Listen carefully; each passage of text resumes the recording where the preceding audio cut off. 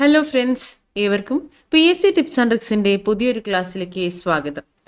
ഇന്നത്തെ ക്ലാസ്സിൽ നമ്മൾ 6th സ്റ്റാൻഡേർഡിലെ സാമൂഹ്യശാസ്ത്രം ഭാഗം 2 ഒരു ചാപ്റ്ററാണ് പഠിക്കാനായിട്ട് പോകുന്നത്. നമ്മൾ കഴിഞ്ഞ ദിവസം ഒരു ചാപ്റ്റർ പഠിച്ചിട്ടുണ്ടായിരുന്നു, ഓർമ്മയുണ്ടോ? ഭൂഖണ്ഡങ്ങളിലൂടെ എന്ന ചാപ്റ്റർ. അതിൽ നമ്മൾ ഭൂമിയിലെ വിവിധ ഭൂഖണ്ഡങ്ങളെയും ഭൂഖണ്ഡങ്ങളുടെ പ്രത്യേകതകൾ ഒരു അനാലിസിസ് പോയിന്റ് ഓഫ് വ്യൂ എന്ന രീതിയിൽ പിക്ചറിൽ മാപ്പ് വഴിയും പഠിച്ചു. അതുപോലെ തന്നെ അവയുടെ അതിർത്തികൾ കണ്ടു, അതുപോലെ ഡീറ്റെയിൽസും കണ്ടു, കാലാവസ്ഥ, ജനജീവിതം പോലെയുള്ള ഡീറ്റെയിൽസും കണ്ടു. അപ്പോൾ നമ്മൾ ഭൂഖണ്ഡങ്ങൾ പഠിച്ചു കഴിഞ്ഞു എന്ന നിലയ്ക്ക് നമുക്ക് അടുത്തത് അതുപോലെ തന്നെയുള്ള നമ്മൾ പഠിക്കേണ്ട സമുദ്രങ്ങളെക്കുറിച്ച് പഠിക്കണം. മാപ്പിൽ നമ്മൾ പ്രധാനമായും ഭൂഖണ്ഡങ്ങളെയും സമുദ്രങ്ങളെയും വ്യത്യാസപ്പെട്ട് കാണാറുണ്ട്. അപ്പോൾ ഭൂഖണ്ഡങ്ങളെക്കുറിച്ച് പഠിച്ചു. ഇന്ന് നമുക്ക് സമുദ്രങ്ങളെക്കുറിച്ച് പഠിക്കാം. അതിനു മുന്നേ നമ്മൾ ടെലിഗ്രാം ചാനലിൽ ജോയിൻ ചെയ്തിട്ടില്ലാത്ത കുട്ടികൾ എത്രയും പെട്ടെന്ന് ജോയിൻ ചെയ്യാനായിട്ട് ശ്രദ്ധിക്കുക. അങ്ങനെയാണെങ്കിൽ നമുക്ക് ക്ലാസ്സിൻ്റെ ഒക്കെ അപ്ഡേഷൻസ് ടെലിഗ്രാം ചാനലിലൂടെയാണ് നമ്മൾ പ്രൊവൈഡ് ചെയ്യുന്നത് നിങ്ങൾക്ക്. അപ്പോൾ കൃത്യമായിട്ടുള്ള ക്ലാസ്സിൻ്റെ ഡീറ്റെയിൽസും അതുപോലെ തന്നെ നമ്മളിപ്പോൾ ആപ്പ് ഇൻട്രൊഡ്യൂസ് ചെയ്തിട്ടുണ്ട്, എല്ലാവരും അറിഞ്ഞ് ജോയിൻ ചെയ്തിട്ടുണ്ട് എന്ന് വിശ്വസിക്കുകയാണ്. അപ്പോൾ നിങ്ങൾക്ക് എല്ലാവർക്കും ഉള്ള ആപ്പിൻ്റേതായിട്ടുള്ള നിങ്ങൾ അറിയേണ്ടതായിട്ടുള്ള പൊതുവെയുള്ള കാര്യങ്ങളെല്ലാം തന്നെ ചാനലിലൂടെ നമ്മൾ ടെലിഗ്രാം ചാനലിലൂടെ തന്നെയായിരിക്കും പ്രൊവൈഡ് ചെയ്യുന്നുണ്ടാവുക. അപ്പോൾ നിങ്ങൾ ടെലിഗ്രാം ചാനലിൽ ജോയിൻ ചെയ്യേണ്ടതിൻ്റെ ആവശ്യകത അത്രത്തോളം ഇമ്പോർട്ടൻ്റ് ആണ്. അപ്പോൾ നിങ്ങൾ ജോയിൻ ചെയ്തവർ കൃത്യമായി അതിൽ ശ്രദ്ധിക്കുക. നിങ്ങൾക്കുള്ള അപ്ഡേറ്റ്സ് അതിലായിരിക്കും വരുന്നുണ്ടാവുക. ജോയിൻ ചെയ്യാത്തവർ എത്രയും പെട്ടെന്ന് തന്നെ ജോയിൻ ചെയ്യുക കേട്ടോ. ഓക്കെ, അപ്പോൾ നമ്മൾ ആപ്പ് എല്ലാവരും ഡൗൺലോഡ് ചെയ്തിട്ട് ഇൻസ്റ്റാൾ ചെയ്തിട്ട് നോക്കിയിട്ടുണ്ടാവും എന്ന് വിശ്വസിക്കുന്നു. എങ്ങനെയുണ്ട് നോക്കിയോ, എങ്ങനെയുണ്ട് ക്ലാസ് എന്നുള്ള അഭിപ്രായമൊക്കെ ഒന്ന് പറയാം കേട്ടോ. അതുപോലെ നമ്മൾ നോട്ട് പ്രൊവൈഡ് ചെയ്യുമ്പോൾ അതിൽ ഓഡിയോ നോട്ടും കൂടെ പ്രൊവൈഡ് ചെയ്യുന്നുണ്ട്. നിങ്ങൾക്ക് അത്രയും ഹെൽപ്ഫുൾ ആയിരിക്കും അതെന്ന് വിശ്വസിക്കുന്നു. നിങ്ങൾ അഭിപ്രായങ്ങൾ പറയാം കേട്ടോ. അപ്പോൾ നമുക്ക് ക്ലാസ്സിലേക്ക് പോവാം. ഇന്നത്തെ ക്ലാസ് നമ്മൾ പറഞ്ഞതുപോലെ തന്നെ സമുദ്രങ്ങളിലൂടെ എന്ന ഒരു ചാപ്റ്ററാണ്. ഇതാ ഇവിടെ കൊടുത്തിട്ടുണ്ട്, 10ാമത്തെ ചാപ്റ്ററാണ് സമുദ്രങ്ങളിലൂടെ. ഓക്കെ, ഈ ഒരു ചാപ്റ്റർ സമുദ്രങ്ങളിലൂടെ എന്ന ചാപ്റ്ററിൽ നമ്മൾ ഇന്നലെ ഭൂഖണ്ഡങ്ങളിലൂടെ എന്ന ചാപ്റ്റർ അല്ലെങ്കിൽ ഭൂഖണ്ഡങ്ങൾ ആ ഒരു ചാപ്റ്റർ പഠിച്ചതുപോലെ തന്നെ സമുദ്രങ്ങൾ ഏതെല്ലാമാണ്, അവയുടെ ഒരു രീതി എങ്ങനെയൊക്കെയാണ്, അതിൽ ഓരോ സമുദ്രങ്ങളുടെയും ഡീറ്റെയിൽസ് നമ്മൾ പഠിക്കുന്നുണ്ട്. സമുദ്രത്തിനെ കുറിച്ച് നമ്മൾ പഠിക്കുന്നുണ്ട്, അവയിലെ മലിനീകരണം പഠിക്കുന്നുണ്ട്, അവയെ സംരക്ഷിക്കാനുള്ള കാര്യങ്ങൾ പഠിക്കുന്നുണ്ട്. അത്തരത്തിൽ സമുദ്രങ്ങളുമായി ബന്ധപ്പെട്ട ഒരു വിധപ്പെട്ട എല്ലാ കാര്യങ്ങളും ബേസിക്സ് എന്ന രീതിയിൽ, ഇത് 6ാം ക്ലാസ്സിലെ ചാപ്റ്റർ ആണല്ലോ, അത്തരത്തിൽ വേണ്ട വിവരങ്ങൾ നമ്മൾ ഈ ഒരു ചാപ്റ്ററിൽ പഠിക്കുന്നുണ്ട്. ഓക്കെ, ഈ ഒരു ചാപ്റ്റർ തുടങ്ങുമ്പോൾ തന്നെ ഇതാ ഇവിടെ ഒരു കവിതയുടെ ഭാഗമാണ്, കവിതാ ശകലമാണ് കൊടുത്തിട്ടുള്ളത്. വയലും പുഴയും കടന്നു പോകാം, കടലിൽ പകർന്നു പോകാം, പഴയ കാലത്ത് കൊളംബസ് പോയപ്പോൾ പുതിയ ലോകങ്ങൾ തിരഞ്ഞു പോകാം, നമ്മൾ പുതുവാനവട്ടങ്ങൾ തേടിപ്പോകാം. NV കൃഷ്ണവാര്യരുടെ വെള്ളപ്പൊക്കം എന്ന രചനയിലെ വരികളാണ്. വരികൾ ഓർത്തിരിക്കുക, ആരുടേതാണ്? NV കൃഷ്ണവാര്യരുടേതാണ്. വെള്ളപ്പൊക്കം എന്ന കൃതിയിലെയുമാണ്. കൊളംബസിനെ പോലെ ഇവിടെ പറഞ്ഞിട്ടുണ്ട്, കൊളംബസ് പോയപ്പോൾ, പഴയ കാലത്ത് കൊളംബസ് പോയപ്പോൾ പുതിയ ലോകങ്ങൾ തിരഞ്ഞു പോകാമെന്ന് പറഞ്ഞിട്ടുണ്ട്. കൊളംബസ് പോയ പോലെ സാഹസിക യാത്ര നടത്തിയ നാവികരെ കുറിച്ച് നമ്മൾ കേട്ടിട്ടുണ്ട്. ഇന്നലെ നമ്മൾ അഭിലാഷ് ടോമിയെ കുറിച്ച് സംസാരിച്ചിരുന്നു അല്ലേ? അത്തരത്തിൽ സാഹസിക യാത്ര നടത്തിയവരെ കുറിച്ച് നമുക്കറിയാം. പുതിയ ലോകങ്ങൾ തേടി വിശാല സമുദ്രത്തിലൂടെ അവർ നടത്തിയ യാത്രകൾ ചരിത്രത്തിൽ സ്ഥാനം പിടിച്ചവയാണ്. അതുപോലെ സമുദ്രത്തിലേക്ക് ഒരു യാത്രയെക്കുറിച്ചാണ് ഇന്നത്തെ ഈ ഒരു ചാപ്റ്ററിൽ പറയുന്നത്. ഭൂമിയിൽ ജീവൻ നിലനിർത്തുന്ന പ്രധാന ഘടകങ്ങളിൽ ഒന്നാണ് ജലം എന്ന് പറയുന്നത്. ഭൗമോപരിതലത്തിന്റെ 71% ജലമാണ്. നമ്മൾ കണ്ടിട്ടുണ്ട് മാപ്പിലായാലും അതുപോലെ ഗ്ലോബിലായാലും ഏറ്റവും കൂടുതൽ നീല നിറമാണ് റെപ്രസെന്റ് ചെയ്യുന്നത് അല്ലേ? അപ്പോൾ ഭൂമിയിൽ ഭൗമോപരിതലത്തിൽ 71% ജലമാണ്. ഭൂമിയിലെ ജീവൻ നിലനിർത്തുന്ന പ്രധാന ഘടകങ്ങളിൽ ഒന്ന് ജലം തന്നെയാണ്. സമുദ്രങ്ങൾ, കായലുകൾ, തടാകങ്ങൾ, നദികൾ, അരുവികൾ, ഉറവകൾ, ജലസംഭരണികൾ, കിണറുകൾ എന്നിവ ജലത്തിന്റെ വിവിധ സ്രോതസ്സുകളാണെന്ന് നമുക്കറിയാം. ഇവയിൽ ഉപരിതല ജലസ്രോതസ്സുകളും ഭൂഗർഭ ജലസ്രോതസ്സുകളും ഉൾപ്പെടുന്നുണ്ട്. ഇത്രയും പറഞ്ഞവയിൽ ജലസ്രോതസ്സുകൾ ഉപരിതലത്തിലുള്ളവയും അതുപോലെ തന്നെ ഭൂഗർഭ ജലസ്രോതസ്സുകളും ഉൾപ്പെടുന്നുണ്ട്. ഉപരിതല ജലസ്രോതസ്സുകൾ ഭൗമോപരിതലത്തിൽ കാണപ്പെടുമ്പോൾ ഭൂഗർഭ ജലസ്രോതസ്സുകൾ എവിടെയാണ് കാണപ്പെടുന്നത്? ഉപരിതലത്തോട് ചേർന്ന് ഭൂമിക്കുള്ളിലായിട്ടാണ് കാണപ്പെടുന്നത്.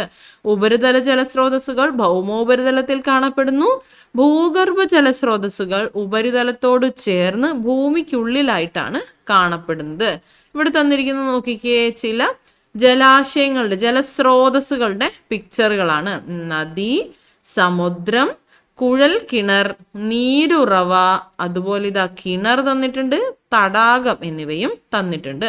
ഇവിടെ നമുക്ക് പൂർത്തിയാക്കേണ്ടത് ജലസ്രോതസ്സുകൾ ഏതെല്ലാം തരത്തിലാണ്? 2 തരത്തിലാണ്. നമ്മൾ നേരത്തെ പറഞ്ഞതുപോലെ ഭൂഗർഭ ജലസ്രോതസ്സും ഉപരിതല ജലസ്രോതസ്സുമാണ് ഉള്ളത്.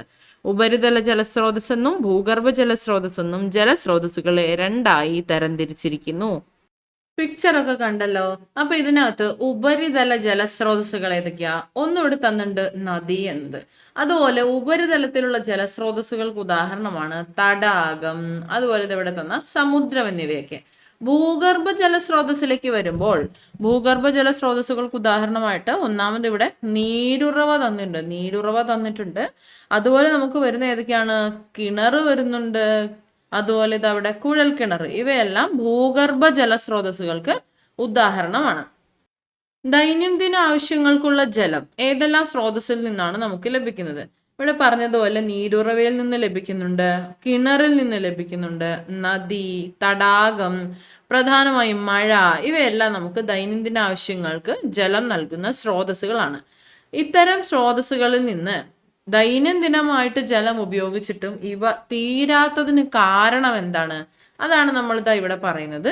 ജലമണ്ഡലത്തിലെ ജലത്തിന്റെ ചാക്രിക ചലനത്തിന്റെ, അതായത് ജലപരിവൃത്തിയുടെ ഫലമായിട്ടാണ് ജലസ്രോതസ്സുകളിൽ ഉപയോഗിക്കുന്നതിനനുസരിച്ച്, ജലസ്രോതസ്സുകളിലെ ജലം ഉപയോഗിക്കുന്നതിനനുസരിച്ച് തീർന്നു പോകാത്തത്. ജലമണ്ഡലത്തിലെ ജലത്തിന്റെ ചാക്രിക ചലനം, ജലപരിവൃത്തിയുടെ ഫലമായിട്ടാണ് ഇങ്ങനെ ജലം തീർന്നു പോകാത്തത് എന്നാണ് പറയുന്നത്. അപ്പൊ എന്താണ് ജലമണ്ഡലം? ഇതാ ഇവിടെ പറഞ്ഞിരിക്കുന്ന പോലെ ഇതാണ് ജലമണ്ഡലത്തിന് ഒരു എന്താ പറയാ, ഒരു ഡെഫിനിഷൻ പോലെ ഡിഫൈൻ ചെയ്ത് തന്നിട്ടുള്ളത്. ഖരം, ദ്രാവകം, വാതകം എന്നീ അവസ്ഥകളിൽ ഭൂമിയുടെ ഉപരിതലത്തിലും അന്തർഭാഗത്തിലും അന്തരീക്ഷത്തിലുമായി കാണപ്പെടുന്ന ആകെ ജലമാണ് നമ്മൾ ജലമണ്ഡലം എന്നതുകൊണ്ട് ഉദ്ദേശിക്കുന്നത്. ഖരം, ദ്രാവകം, വാതകം എന്നീ അവസ്ഥകളിൽ ഭൂമിയുടെ ഉപരിതലത്തിലും അതുപോലെ തന്നെ അന്തർഭാഗത്തും അന്തരീക്ഷത്തിലും കാണപ്പെടുന്ന ആകെ ജലത്തിനെ ജലമണ്ഡലം എന്ന് പറയുന്നു. ജലമണ്ഡലം എന്താണെന്ന് ക്ലിയർ ആയല്ലോ.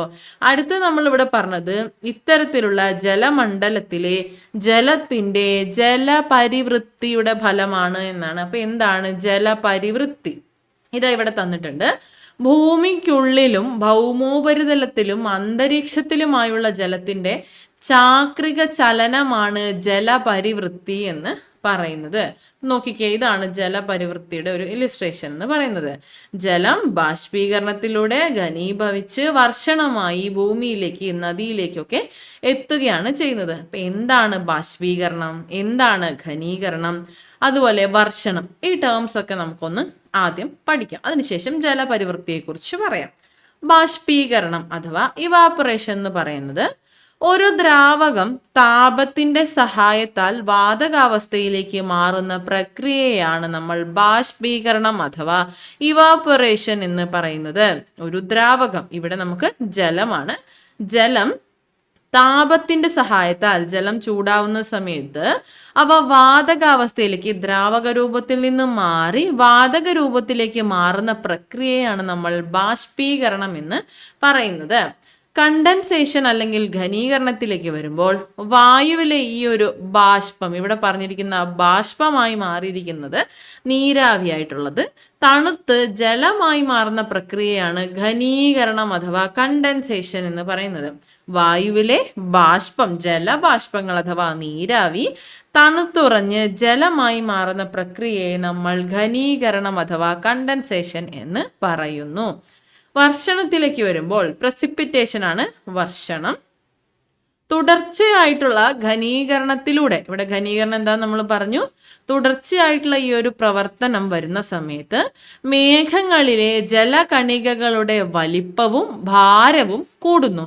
ഇത്തരത്തിൽ വലിപ്പവും ഭാരവും കൂടുമ്പോൾ അന്തരീക്ഷത്തിൽ തങ്ങി നിൽക്കാനാവാത്ത വിധം ഭാരം സംഭവിക്കുമ്പോൾ അവ ദ്രാവക രൂപത്തിലോ ഖരരൂപത്തിലോ ഭൂമിയിലേക്ക് പതിക്കുന്ന പ്രക്രിയയാണ് നമ്മൾ പ്രസിപ്പിറ്റേഷൻ അഥവാ വർഷണം എന്നതുകൊണ്ട് ഉദ്ദേശിക്കുന്നത്. തുടർച്ചയായിട്ട് ഘനീകരണം, വായുവിലെ ബാഷ്പം നീരാവി തണുത്തുറഞ്ഞ് ജലമായി മാറുന്ന ഇത്തരത്തിലുള്ള പ്രക്രിയ റിപ്പീറ്റഡ് ആയി വരുമ്പോൾ വായുവിലെ മേഘങ്ങളിലേക്കുള്ള ജലകണികകളുടെ വലിപ്പവും ഭാരവും വർദ്ധിച്ച് അവയ്ക്ക് അവിടെ നിൽക്കാൻ കഴിയാത്ത സാഹചര്യം വരുമ്പോൾ അവ ദ്രാവക രൂപത്തിലോ ഖരരൂപത്തിലോ, ആലിപ്പഴ വീഴ്ചയൊക്കെ നമുക്കറിയാവുന്നതാണ്, ഖരരൂപത്തിലൊക്കെ ഭൂമിയിലേക്ക് പതിക്കുന്ന പ്രക്രിയയെ നമ്മൾ വർഷണം എന്ന് പറയുന്നു. അപ്പൊ ഈ 3 പ്രക്രിയയും നമ്മൾ മനസ്സിലാക്കി എന്താണെന്നുള്ളത്.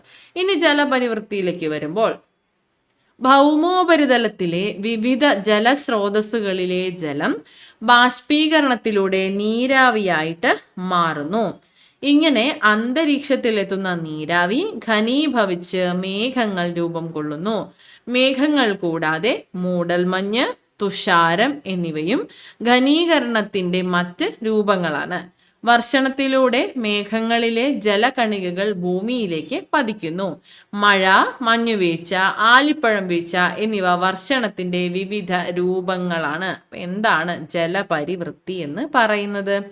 ഭൗമോപരിതലത്തില് സമുദ്രജലം, തടാകങ്ങൾ, നദികൾ, ഇത്തരത്തില് ധാരാളം ജലസ്രോതസ്സുകളുണ്ട്.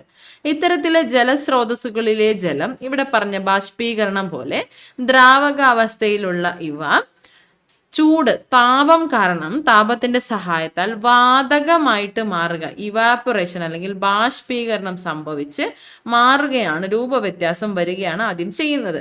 ഇങ്ങനെ അന്തരീക്ഷത്തിലെത്തുന്ന നീരാവി ഘനീഭവിച്ച്, ഇവിടെ ഘനീകരണമാണ് നടക്കുന്നത്. എന്താണ് ഘനീകരണം? വായുവിലെ ബാഷ്പം തണുത്തുറഞ്ഞ് ജലമായിട്ട് മാറുന്ന പ്രക്രിയയാണ് ഘനീകരണം എന്ന് പറയുന്നത്. ഇത്തരത്തിൽ ഘനീകരണം സംഭവിച്ച് ഇവ എന്ത് സംഭവിക്കുന്നു?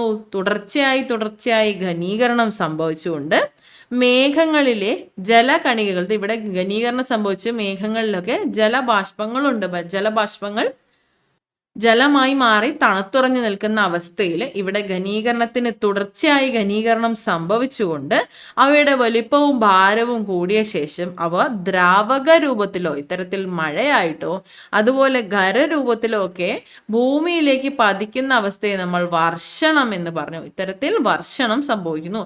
ഇത് റിപ്പീറ്റഡ് ആയിട്ട് പിന്നെയും നടക്കുന്നു. ഇതാണ് ജലപരിവൃത്തി എന്ന് പറയുന്നത്.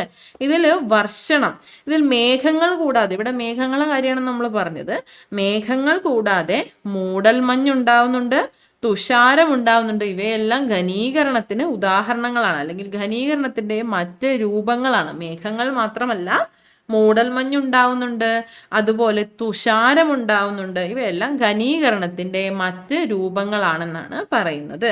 അതുകൂടാതെ ഇവിടെ നമ്മൾ പറഞ്ഞ വർഷണത്തില് മേഘത്തിലെ ജലകണികകൾ ഭൂമിയിലേക്ക് പതിക്കുന്നു. നമ്മൾ പറഞ്ഞു ഖരരൂപത്തിലും അതുപോലെ ദ്രാവക രൂപത്തിലുമൊക്കെ ഭൂമിയിലേക്ക് പതിക്കുന്നു. അതിന്റെ വിവിധ രൂപങ്ങളായിട്ടാണ് നമ്മൾ പറയുന്നത് മഴ, മഞ്ഞുവീഴ്ച, ആലിപ്പഴം വീഴ്ച. ഇവയൊക്കെ വർഷണത്തിന്റെ വിവിധ രൂപങ്ങളാണ് എന്ന്. ക്ലിയർ ആണല്ലോ? ഓക്കെ. ഇങ്ങനെ ജലമണ്ഡലത്തിൽ ജലബാഷ്പീകരണം, ഘനീകരണം, വർഷണം എന്നീ പ്രക്രിയകളിലൂടെ ചാക്രികമായി ചലിച്ചുകൊണ്ടേയിരിക്കുന്നതാണ് ജലപരിവൃത്തി എന്ന് പറയുന്നത്. ജലപരിവൃത്തി നമുക്ക് ക്ലിയർ ആയി. ജീവന്റെ നിലനിൽപ്പിന് അത്യന്താപേക്ഷിതമായ ഒരു ഘടകമാണ് ജലം എന്നത്. എന്നാൽ ജലത്തിന്റെ വിതരണം ഭൂമിയിൽ എല്ലായിടത്തും ഒരുപോലെയല്ല. നമുക്കറിയാവുന്ന കാര്യമാണ്. ഇതിവിടെ ഈ ഒരു പിക്ചർ, ഈ ഒരു പൈ ചാർട്ട് നോക്കുകയാണെങ്കിൽ നമുക്ക് മനസ്സിലാവും. 97% ഭൂമിയിലെ ജലത്തിന്റെ 97%-ഓളവും സമുദ്രജലവും മറ്റ് ലവണജലവുമാണ്. അവശേഷിക്കുന്ന 3%, കേവലം 3% മാത്രമാണ് ശുദ്ധജലമുള്ളത്. അതിന്റെ ഡിമാർക്കേഷൻ ഇങ്ങനെയാണ്: 68 അവശേഷിച്ചിരിക്കുന്ന 3%-ലെ 68.7% ഹിമപാളികളിലെയും ഹിമാനികളിലെയും ജലമാണ്. 30.1% ഭൂഗർഭജലം. ഉപരിതല ജലം വെറും 0.3%. മറ്റുള്ളവ 0.9%. ഈ ഒരു ഡിമാർക്കേഷൻ നമുക്ക് മനസ്സിലായി. ഭൂമിയിലെ ജലത്തിന്റെ 97%-വും ലവണജലമാണ്, സമുദ്രജലമാണ് എന്നുള്ളത് നമ്മളിവിടെ മനസ്സിലാക്കി. ഭൂമിയിലുള്ള ആകെ ശുദ്ധജലത്തിന്റെ അളവ് എന്ന് പറയുന്നത് 3% മാത്രമാണ്. അതിൽ ഭൂരിഭാഗവും ഹിമപാളികളിലും ഹിമാനികളിലുമൊക്കെ ഉറഞ്ഞു കിടക്കുന്നവയാണ്. ശുദ്ധജലം എന്ന് പറയുന്നത് 3% ഉള്ളൂ. അതിൽ ഭൂരിഭാഗം വരുന്ന 68.7% ഉള്ളത് ഹിമപാളികളിലും ഹിമാനികളിലും ഒക്കെയാണ്. ജീവജാലങ്ങൾക്ക് ഉപയോഗിക്കാൻ ലഭ്യമായ ശുദ്ധജലത്തിന്റെ അളവ് നമുക്ക് മനസ്സിലായി വളരെ കുറവാണ് എന്നത്, വളരെ പരിമിതമാണ്. ശുദ്ധജലം പോലെ തന്നെ ഭൂമിയിൽ മനുഷ്യരുടെ നിലനിൽപ്പിന് സമുദ്രജലവും അനിവാര്യമാണ്. ശുദ്ധജലം പോലെ തന്നെ ആവശ്യമുള്ള മറ്റൊന്നാണ് സമുദ്രജലം എന്നത്. കാലാവസ്ഥയെ നിയന്ത്രിക്കുന്നതിൽ അതുപോലെ ആവാസ വ്യവസ്ഥകളെ പിന്തുണയ്ക്കുന്നതിലും സമുദ്രങ്ങൾ നിർണായക പങ്ക് വഹിക്കുന്നു. ഇത് കൂടാതെ മനുഷ്യ ജീവിതത്തിന് ആവശ്യമായിട്ടുള്ള വിഭവങ്ങളും സമുദ്രങ്ങൾ പ്രദാനം ചെയ്യുന്നു. അത്തരത്തിൽ സമുദ്രത്തിന്റെ പ്രാധാന്യം നമ്മൾ മനസ്സിലാക്കിയിട്ടുണ്ട് ഇതിനു മുന്നേ തന്നെ. ഇത്തരത്തിൽ സമുദ്രങ്ങൾ നമുക്ക് നൽകുന്ന ഒരു സൗകര്യങ്ങൾ അല്ലെങ്കിൽ സമുദ്രം നമുക്ക് പ്രദാനം ചെയ്യുന്ന അവശ്യ ഘടകങ്ങളെ മുൻനിർത്തിക്കൊണ്ട് അവയുടെ ഒരു ഇമ്പോർട്ടൻസിനെ മനസ്സിലാക്കത്തക്ക വിധത്തിലുള്ള പ്ലക്കാർഡുകളാണ് ഇവിടെ തന്നിട്ടുള്ളത്. നമ്മൾ ഈ സമുദ്രങ്ങളെ കുറിച്ച് കൂടുതലായി പഠിക്കാൻ പോവുകയാണ്. സമുദ്രങ്ങൾ സംരക്ഷിക്കൂ, ഭൂമിയിൽ ജീവൻ നിലനിർത്തൂ. സമുദ്രങ്ങൾ സംരക്ഷിക്കൂ, നമ്മുടെ ഭാവി സുരക്ഷിതമാക്കൂ. സമുദ്രങ്ങൾ ചവറ്റുകുട്ടകളല്ല, വിഭവങ്ങളുടെ കലവറയാണ്. അപ്പോൾ സമുദ്രത്തിന്റെ പ്രാധാന്യം നമുക്ക് മനസ്സിലാക്കി തരുന്ന ഈ പ്ലക്കാർഡുകൾ നമ്മൾ വായിച്ചു. ഭൂമിയിൽ ജീവന്റെ നിലനിൽപ്പിന് സമുദ്രങ്ങൾ വഹിക്കുന്ന പങ്ക് വളരെ നിർണായകമാണ്. അപ്പൊ അത്തരത്തിൽ പ്രധാനപ്പെട്ട സമുദ്രങ്ങളുടെ സവിശേഷതകളാണ് ഇനി പറയാൻ പോകുന്നത്. അപ്പൊ ഇത്തരത്തിൽ പ്രധാനപ്പെട്ട ഒന്നാണ്, ഭൂമിയിൽ ജീവന്റെ നിലനിൽപ്പിന് സമുദ്രങ്ങൾ വളരെ പ്രധാനപ്പെട്ട പങ്ക് വഹിക്കുന്നു എന്ന് പറയുമ്പോൾ തന്നെ ഇത്തരത്തിലുള്ള സമുദ്രങ്ങളെ സംരക്ഷിക്കേണ്ടത് നമ്മുടെ ഓരോരുത്തരുടെയും കടമയാണ് എന്നതുകൊണ്ട് തന്നെ നാം ഒരു ദിവസം സമുദ്ര ദിനമായി തന്നെ ആചരിക്കുന്നുണ്ട്. അതാണ് ഇവിടെ പറഞ്ഞിട്ടുള്ള ജൂൺ 8 ലോക സമുദ്ര ദിനം. എല്ലാ വർഷവും ജൂൺ 8 ലോക സമുദ്ര ദിനമായി ആചരിക്കുന്നു. ലോക സമുദ്ര ദിനം ജൂൺ 8 സമുദ്രങ്ങളുടെ പ്രാധാന്യം തിരിച്ചറിയുക എന്നതാണ് ഇതിന്റെ ലക്ഷ്യം. മനുഷ്യരുടെ അശാസ്ത്രീയമായ ഇടപെടലുകൾ സമുദ്ര ആവാസ വ്യവസ്ഥയെ പ്രതികൂലമായി ബാധിക്കുന്നുണ്ട്. മനുഷ്യരുടെ അശാസ്ത്രീയമായിട്ടുള്ള ഇടപെടലുകൾ നമ്മളിവിടെ കണ്ടില്ലേ, സമുദ്രങ്ങൾ ചവറ്റുകുട്ടകളല്ല, വിഭവങ്ങളുടെ കലവറയാണ് എന്നതൊക്കെ. അപ്പൊ അത്തരത്തിൽ മനുഷ്യരുടെ അശാസ്ത്രീയമായ ഇടപെടലുകൾ സമുദ്ര ആവാസ വ്യവസ്ഥയെ പ്രതികൂലമായി ബാധിക്കുന്നുണ്ട്. അതുകൊണ്ട് തന്നെ സമുദ്രങ്ങളെ സംരക്ഷിക്കേണ്ടതിന്റെ ആവശ്യകത ഓർമ്മപ്പെടുത്തുന്നതിനാണ് ജൂൺ 8 നാം ലോക സമുദ്ര ദിനമായിട്ട് ആചരിച്ച് വരുന്നത്. ഓക്കെ, അപ്പൊ ജൂൺ 8 ലോക സമുദ്ര ദിനം. അപ്പൊ എന്താണ് സമുദ്രങ്ങൾ? ഭൂഖണ്ഡങ്ങൾക്കിടയിലായി സ്ഥിതി ചെയ്യുന്ന അതിവിശാലമായിട്ടുള്ള ജലാശയങ്ങളാണ് സമുദ്രങ്ങൾ എന്ന് പറയുന്നത്. ഭൂഖണ്ഡങ്ങൾക്കിടയിലായി സ്ഥിതി ചെയ്യുന്ന അതിവിശാലമായിട്ടുള്ള ജലാശയങ്ങളെയാണ് നമ്മൾ പൊതുവെ സമുദ്രങ്ങൾ എന്നതുകൊണ്ട് ഉദ്ദേശിക്കുന്നത്. ഇതാണ് സമുദ്രങ്ങൾ. കടലുകൾ, ഉൾക്കടലുകൾ എന്നിവ സമുദ്രത്തിന്റെ ഭാഗമാണ്. നമുക്ക് ഈ ഓരോ ടേമും പഠിക്കാനുണ്ട് കേട്ടോ, എന്താണ് ഉൾക്കടൽ എന്നതുകൊണ്ട് ഉദ്ദേശിക്കുന്നത് എന്നൊക്കെ. അപ്പോൾ കടലുകൾ, ഉൾക്കടലുകൾ എന്നിവ സമുദ്രത്തിന്റെ ഭാഗങ്ങളാണ്. സമുദ്രങ്ങളെ കുറിച്ചുള്ള പഠനം അറിയപ്പെടുന്നത് സമുദ്രശാസ്ത്രം എന്നാണ്, അല്ലെങ്കിൽ ഓഷ്യനോഗ്രഫി എന്നാണ്. ഓഷ്യനോഗ്രഫി അഥവാ സമുദ്രശാസ്ത്രം എന്നാണ് സമുദ്രങ്ങളെ കുറിച്ചുള്ള ശാസ്ത്രീയ പഠനം അറിയപ്പെടുന്ന പേര്. സമുദ്രജലത്തിന്റെ സങ്കീർണമായ ചലനാത്മകത തിരിച്ചറിയുന്നതിന് സമുദ്ര പഠനം നമ്മെ സഹായിക്കുന്നുണ്ട്. ഓഷ്യാനോഗ്രഫിയിലൂടെ സമുദ്രജലത്തിന്റെ സങ്കീർണമായ ചലനാത്മകത തിരിച്ചറിയുന്നതിന് നമുക്ക് സാധിക്കുന്നു. ഇതുകൂടാതെ കാലാവസ്ഥാ വ്യതിയാനം, സമുദ്ര മലിനീകരണം, ജൈവ വൈവിധ്യ ശോഷണം തുടങ്ങിയ വെല്ലുവിളികളെ അഭിമുഖീകരിക്കുന്നതിനും നമുക്ക് സമുദ്ര പഠനം ഉപകരിക്കുന്നുണ്ട്. ഓക്കെ, അപ്പോൾ എന്താണ് സമുദ്രങ്ങളെ കുറിച്ചുള്ള പഠനം? സമുദ്രശാസ്ത്രം അഥവാ ഓഷ്യനോഗ്രഫിയാണ്. സമുദ്രജലത്തിന്റെ സങ്കീർണമായ ചലനാത്മകത തിരിച്ചറിയുന്നതിനും കാലാവസ്ഥാ വ്യതിയാനം, സമുദ്ര മലിനീകരണം, ജൈവ വൈവിധ്യ ശോഷണം തുടങ്ങിയ വെല്ലുവിളികളെ അഭിമുഖീകരിക്കുന്നതിനും സമുദ്ര പഠനം നമ്മെ സഹായിക്കുന്നുണ്ട്. നമ്മൾ നേരത്തെ പറഞ്ഞ പോലെ കടൽ, ഉൾക്കടൽ ഇവയെല്ലാം സമുദ്രത്തിന്റെ ഭാഗങ്ങളാണ്. എന്താണ് ഇവയൊക്കെ തമ്മിലുള്ള വ്യത്യാസം എന്ന് പറഞ്ഞാൽ ഇവിടെ നോക്കാം. കടൽ എന്താണ്? കടൽ ഭാഗികമായി കരയാൽ ചുറ്റപ്പെട്ട സമുദ്രഭാഗത്തെയാണ് കടൽ എന്ന് പറയുന്നത്. ഭാഗികമായി മാത്രം, ഭാഗികമായി കര കൊണ്ട് ബന്ധിക്കപ്പെട്ട, കര കൊണ്ട് ചുറ്റപ്പെട്ട സമുദ്രഭാഗമാണ് കടൽ എന്ന് പറയുന്നത്. ഉദാഹരണം അറബിക്കടൽ, ഒരു കടലാണ്, അറബിക്കടലാണ് ഇതിന് ഉദാഹരണം. ഇനി ഉൾക്കടലിലേക്ക് വരുമ്പോൾ കരഭാഗത്തിനുള്ളിൽ കയറി കിടക്കുന്ന സമുദ്രഭാഗത്തെയാണ് ഉൾക്കടൽ എന്ന് പറയുന്നത്. കരഭാഗത്തിനുള്ളിലേക്ക് കയറി കിടക്കുന്ന സ്ഥലത്തിനെ നമ്മൾ ഉൾക്കടൽ എന്ന് പറയുന്നു. ഉദാഹരണം എന്താണ്? ബംഗാൾ ഉൾക്കടലാണ്, ബംഗാൾ ഉൾക്കടൽ. കടലിടുക്കിലേക്ക് വരുമ്പോൾ സ്ട്രെയിറ്റ്സ് എന്ന് നിങ്ങൾ കേട്ടിട്ടുണ്ടാവില്ലേ? പാക് സ്ട്രെയിറ്റ് എന്നത്, പാക് കടലിടുക്ക്, പാക് സ്ട്രെയിറ്റ്സ്. രണ്ട് കടലുകളെയോ സമുദ്രഭാഗങ്ങളെയോ തമ്മിൽ ബന്ധിപ്പിക്കുന്ന, രണ്ട് കടലുകളെയോ അല്ലെങ്കിൽ സമുദ്രഭാഗങ്ങളെയോ തമ്മിൽ ബന്ധിപ്പിക്കുന്നതും കരകൾക്കിടയിലായി സ്ഥിതി ചെയ്യുന്നതും, ശ്രീലങ്ക, ഇന്ത്യ, രണ്ട് ഭാഗങ്ങൾ, കരഭാഗങ്ങൾക്കിടയിലായി സ്ഥിതി ചെയ്യുന്നതുമായ വീതി കുറഞ്ഞ സമുദ്രഭാഗത്തെയാണ് കടലിടുക്ക് എന്ന് പറയുന്നത്. ഓക്കെയാണോ? രണ്ട് സമുദ്രങ്ങളോ അല്ലെങ്കിൽ സമുദ്രഭാഗങ്ങൾ, രണ്ട് കടലുകളോ അല്ലെങ്കിൽ സമുദ്രഭാഗങ്ങളോ തമ്മിൽ ബന്ധിപ്പിക്കുന്നതായിരിക്കണം. അതുപോലെ രണ്ട് കരകൾക്കിടയിലായി സ്ഥിതി ചെയ്യുന്ന വീതി കുറഞ്ഞ സമുദ്രഭാഗത്തെയാണ് നമ്മൾ കടലിടുക്ക് എന്ന് പറയുന്നത്. ഉദാഹരണം പാക് കടലിടുക്കാണ്, പാക് സ്ട്രെയിറ്റ് ആണ്. അപ്പോൾ കടൽ എന്താണ്, ഉൾക്കടൽ എന്താണ്, കടലിടുക്ക് എന്താണ് എന്നുള്ളത് വ്യക്തമായല്ലോ. ഓക്കെ, ഇനി മാപ്പിലേക്ക് വരാം. നോക്കിക്കേ, ഭൂരിഭാഗം പ്രദേശവും നീല നിറത്താലാണ് ഉള്ളത്. ഇതെല്ലാം സമുദ്രങ്ങളാണ്. നമുക്ക് ഏതെല്ലാം സമുദ്രങ്ങളുണ്ട് അതാണ് ഇവിടെ നോട്ട് ചെയ്യേണ്ടത് കേട്ടോ. കഴിഞ്ഞ ക്ലാസ്സിൽ നമ്മൾ ഭൂഖണ്ഡങ്ങളെ അവയുടെ വിസ്തൃതിയുടെ അല്ലെങ്കിൽ വലിപ്പത്തിന്റെ അടിസ്ഥാനത്തിൽ വെച്ചതുപോലെ തന്നെ ഏറ്റവും വലിയ സമുദ്രം എന്ന നിലയിൽ തുടങ്ങി ഏറ്റവും ചെറിയ സമുദ്രത്തിലേക്കാണ് നമുക്കിവിടെ പഠിക്കാനുള്ളത്. ഒന്നാമത് നമുക്ക് പറയാനുള്ളത് ഏറ്റവും വലിയ സമുദ്രം ഏതാണ്? പസഫിക് സമുദ്രമാണ്. പസഫിക് സമുദ്രം ഒന്നാമത്. പസഫിക് സമുദ്രം ഇവിടെ തന്നതുപോലെ പസഫിക് സമുദ്രമാണ് ഒന്നാമത്. രണ്ടാം സ്ഥാനം വരുന്നത് ഏതാണ്? അറ്റ്ലാന്റിക് സമുദ്രമാണ്. അറ്റ്ലാന്റിക് സമുദ്രത്തിനാണ് രണ്ടാമത്തെ, വലിപ്പത്തിൽ രണ്ടാമത്തെ സമുദ്രം അറ്റ്ലാന്റിക് സമുദ്രമാണ്.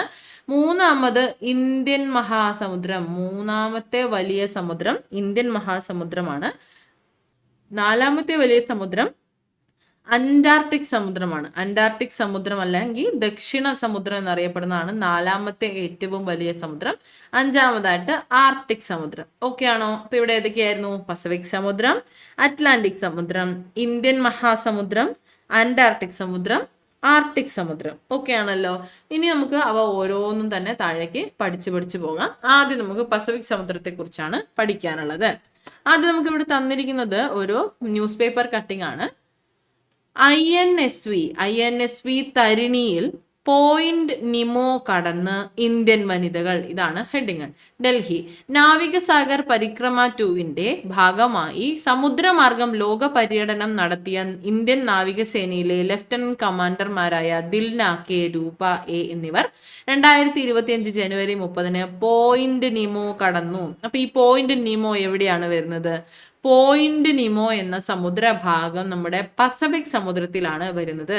കരയിൽ നിന്നും ഏറ്റവും അകലെയുള്ള സമുദ്രഭാഗമാണ് ഈ പോയിന്റ് നിമോ എന്ന് പറയുന്നത്. കരയിൽ നിന്നും ഏറ്റവും അകലെയുള്ള സമുദ്രഭാഗത്തിന്റെ പേരാണ് പോയിന്റ് നിമോ എന്നത്. ഈ കേന്ദ്രത്തിൽ നിന്നും തൊട്ടടുത്ത കരയിലെത്താൻ വേണ്ടി 2000 കിലോമീറ്ററിലധികം നമ്മൾ സഞ്ചരിക്കേണ്ടിയിരിക്കുന്നു. അപ്പൊ അത്രയും ദൂരത്തിലാണ്, കരയിൽ നിന്നും ഏറ്റവും അകലെയുള്ള സമുദ്രഭാഗത്തിനെയാണ് പോയിന്റ് നിമോ എന്ന് പറയുന്നത്. അപ്പൊ നോക്കിക്കേ, ഇവർ പോയിന്റ് നിമോ മറികടന്നാണ് വന്നിട്ടുള്ളത്. അപ്പൊ എത്രത്തോളം സാഹസികമായിട്ടുള്ള യാത്രയായിരുന്നിരിക്കും അല്ലെ. പോയിന്റ് നിമോ പസഫിക് സമുദ്രത്തിലാണ് ഉള്ളത്. അപ്പൊ നമ്മൾ പസഫിക് സമുദ്രത്തെ കുറിച്ച് ഡീറ്റെയിൽ ആയിട്ട് പഠിക്കാൻ പോവാണ്. ഏറ്റവും വലുതും ആഴമേറിയതുമായിട്ടുള്ള സമുദ്രമാണ് പസഫിക് സമുദ്രം. ഏറ്റവും വലുതാണ്, അതുപോലെ തന്നെ ആഴമേറിയതുമായിട്ടുള്ള സമുദ്രമാണ് പസഫിക് സമുദ്രം. ഭൗമോപരിതലത്തിന്റെ 1/3 ഭാഗത്തോളം ഈ സമുദ്രത്താൽ ആവരണം ചെയ്തിരിക്കുന്നു. ഭൗമോപരിതലത്തിന്റെ 1/3 ഭാഗവും ആവരണം ചെയ്തിരിക്കുന്നത് പസഫിക് സമുദ്രമാണ്. അപ്പൊ പസഫിക് എന്ന പേരിനെ കൊണ്ട് എന്താണ് അർത്ഥമാക്കുന്നത്? ശാന്ത സമുദ്രം എന്നതാണ്. ശാന്ത സമുദ്രം. ആ പേരെങ്ങനെയാ വന്നതെന്നാണ് ഇവിടെ പറയുന്നത്. പസഫിക് ലോകസഞ്ചാരിയായ ഫെർഡിനൻസ് മെഗല്ലൻ ആണ് പസഫിക് സമുദ്രത്തിന് ഈ പേര് നൽകിയത്. ഫെർഡിനൻസ് മെഗല്ലൻ ആണ് പസഫിക് സമുദ്രത്തിന് പസഫിക് എന്ന ഈ ഒരു പേര് നൽകിയിട്ടുള്ളത്. അദ്ദേഹം ഈ സമുദ്രത്തെ മാർ പസഫിക്കോ എന്ന് വിളിച്ചു. മാർ പസഫിക്കോ എന്ന് വിളിച്ചു. ഈ വാക്കിന് ശാന്തം എന്നാണ് അർത്ഥം. ശാന്തം എന്ന അർത്ഥമുള്ളത് കൊണ്ടാണ് ഈ ഒരു പേര് വിളിച്ചത്. എന്തുകൊണ്ടാണ് ഇത് ശാന്തം എന്ന് പറയുന്നതെന്ന് വെച്ചാൽ അറ്റ്ലാന്റിക് സമുദ്രത്തെക്കാൾ ശാന്തമാണ് പസഫിക് സമുദ്രം എന്ന് തോന്നിയത് കൊണ്ടാണ് ഇദ്ദേഹം ഈ ഒരു പേര് ഈ സമുദ്രത്തിന് നൽകിയത്. അപ്പൊ ശാന്തസമുദ്രം അഥവാ പസഫിക് സമുദ്രം എന്ന് പേര് ലഭിച്ചത് എങ്ങനെയാണെന്ന് മനസ്സിലായല്ലോ. ഓക്കെ, ഭൂഖണ്ഡങ്ങളിൽ നമ്മൾ പഠിച്ചതുപോലെ തന്നെ ഈ ഒരു ഭൂപടം പരിശോധിച്ച പസഫിക് സമുദ്രത്തോട് ചേർന്ന് കിടക്കുന്ന ഭൂഖണ്ഡങ്ങൾ ഏതാണ് എന്നാണ് ഇവിടെ ചോദിച്ചിരിക്കുന്നത്. ഈ പിക്ചർ നോക്കുമ്പോൾ നമുക്ക് മനസ്സിലാവും പസഫിക് സമുദ്രത്തോട് ചേർന്ന് കിടക്കുന്ന ഭൂഖണ്ഡങ്ങൾ. ഒന്നാമത് നമുക്ക് ഓസ്ട്രേലിയ പറയാൻ പറ്റും. ഓസ്ട്രേലിയ, ഏഷ്യ, അതിനുശേഷം വടക്കേ അമേരിക്ക, അതുപോലെ തെക്കേ അമേരിക്ക. ഇതാണ് പസഫിക് സമുദ്രത്തോട് ചേർന്നിട്ടുള്ള ഭൂഖണ്ഡങ്ങൾ. ഏറ്റവും കൂടുതൽ ദ്വീപുകൾ കാണപ്പെടുന്ന സമുദ്രമാണ് പസഫിക് സമുദ്രം. ഏറ്റവും കൂടുതൽ ദ്വീപുകൾ പസഫിക് സമുദ്രത്തിൽ കാണപ്പെടുന്നു. ഫിലിപ്പീൻസ്, ജപ്പാൻ, ഹവായി, ന്യൂസിലാൻഡ് എന്നിവയാണ് പസഫിക് സമുദ്രത്തിലെ ചില പ്രധാന ദ്വീപ സമൂഹങ്ങൾ. ഫിലിപ്പീൻസ്, ജപ്പാൻ, ഹവായി, ന്യൂസിലാൻഡ് എന്നിവയാണ് പസഫിക് സമുദ്രത്തിലെ പ്രധാനപ്പെട്ട ദ്വീപ സമൂഹങ്ങൾ.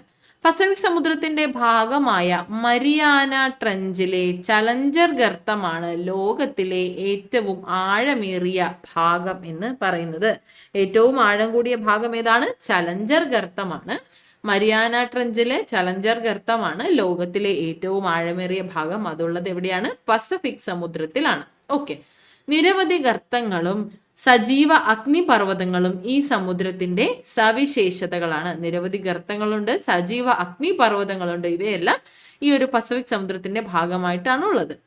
അപ്പൊ ഇപ്പൊ നമ്മൾ പറഞ്ഞതനുസരിച്ച് ഈ ഒരു പട്ടിക ഒന്ന് പൂർത്തിയാക്കാൻ ശ്രമിച്ചേ. പ്രധാനപ്പെട്ട ദ്വീപുകൾ ഏതൊക്കെയായിരുന്നു? ദ്വീപ സമൂഹങ്ങൾ പ്രധാനപ്പെട്ടത് നമ്മൾ പറഞ്ഞത് ഫിലിപ്പീൻസ് ഉണ്ട്, ജപ്പാൻ, ഹവായി, ന്യൂസിലാൻഡ്. ഇവയാണ് പ്രധാനപ്പെട്ട ദ്വീപുകൾ. ഏറ്റവും ആഴമേറിയ ഭാഗമെന്ന് നമ്മൾ പറഞ്ഞത് മരിയാന ട്രഞ്ചിലെ ചലഞ്ചർ ഗർത്തമാണ്. ചലഞ്ചർ ഗർത്തം. അതിർത്തി പങ്കിടുന്ന ഭൂഖണ്ഡങ്ങൾ ഏതൊക്കെയായിരുന്നു? 2 അമേരിക്ക വരുന്നുണ്ട്, വടക്കേ അമേരിക്ക, തെക്കേ അമേരിക്ക. ഇത് കൂടാതെ നമ്മുടെ ഏഷ്യ വരുന്നുണ്ട്, ഏറ്റവും താഴെയുള്ള ഓസ്ട്രേലിയയും വരുന്നുണ്ട്. 4 ഭൂഖണ്ഡങ്ങളാണ് പസഫിക്കിനെ അതിർത്തി പങ്കിടുന്ന ഭൂഖണ്ഡങ്ങൾ. അപ്പൊ ഈ ഒരു ടേബിൾ കിട്ടിയല്ലോ ഈസി ആയിട്ട്. നമ്മൾ പസഫിക് കംപ്ലീറ്റ് ആയിട്ടുണ്ട്. അടുത്ത നമ്മൾ അറ്റ്ലാന്റിക് സമുദ്രത്തിലേക്കാണ് കിടക്കുന്നത്. അറ്റ്ലാന്റിക് സമുദ്രം. ആദ്യം തന്നെ മറ്റൊരു ന്യൂസ് പേപ്പർ കട്ടിങ് തന്നിട്ടുണ്ട്. ടൈറ്റാൻ അന്തർവാഹിനി തകർന്നടിഞ്ഞു. ടൈറ്റാൻ അന്തർവാഹിനി തകർന്നടിഞ്ഞു, വാഷിംഗ്ടൺ. മാതൃപേടകമായ പോളാർ പ്രിൻസ് കപ്പലുമായുള്ള ആശയവിനിമയ ബന്ധം നഷ്ടപ്പെട്ടതിന് പിന്നാലെ സമുദ്രപേടകമായ ടൈറ്റാൻ തകർന്നടിഞ്ഞു. 1912 അറ്റ്ലാന്റിക് സമുദ്രത്തിൽ മുങ്ങിപ്പോയ ടൈറ്റാനിക് എന്ന ആഡംബര കപ്പലിന്റെ അവശിഷ്ടങ്ങൾ കാണാൻ സമുദ്രത്തിന്റെ അടിത്തട്ടിലേക്ക് യാത്ര തിരിച്ച 5 അംഗ സംഘമാണ് അപകടത്തിൽപ്പെട്ടത്. അപ്പൊ ഇതാണ് ഈ ഒരു ന്യൂസ്. ഇതിൽ പരാമർശിച്ചിട്ടുള്ള അറ്റ്ലാന്റിക്കിനെ കുറിച്ചാണ് നമ്മൾ ഇനി പഠിക്കാൻ പോകുന്നത്. വലിപ്പത്തിൽ 2ാം സ്ഥാനത്തുള്ള സമുദ്രമാണ് അറ്റ്ലാന്റിക് സമുദ്രം. വലിപ്പത്തിൽ 1ാം സ്ഥാനം പസഫിക് സമുദ്രത്തിനാണ്. 2ാം സ്ഥാനമുള്ള അറ്റ്ലാന്റിക് ആണ് ഇനി നമ്മൾ പറയുന്നത്.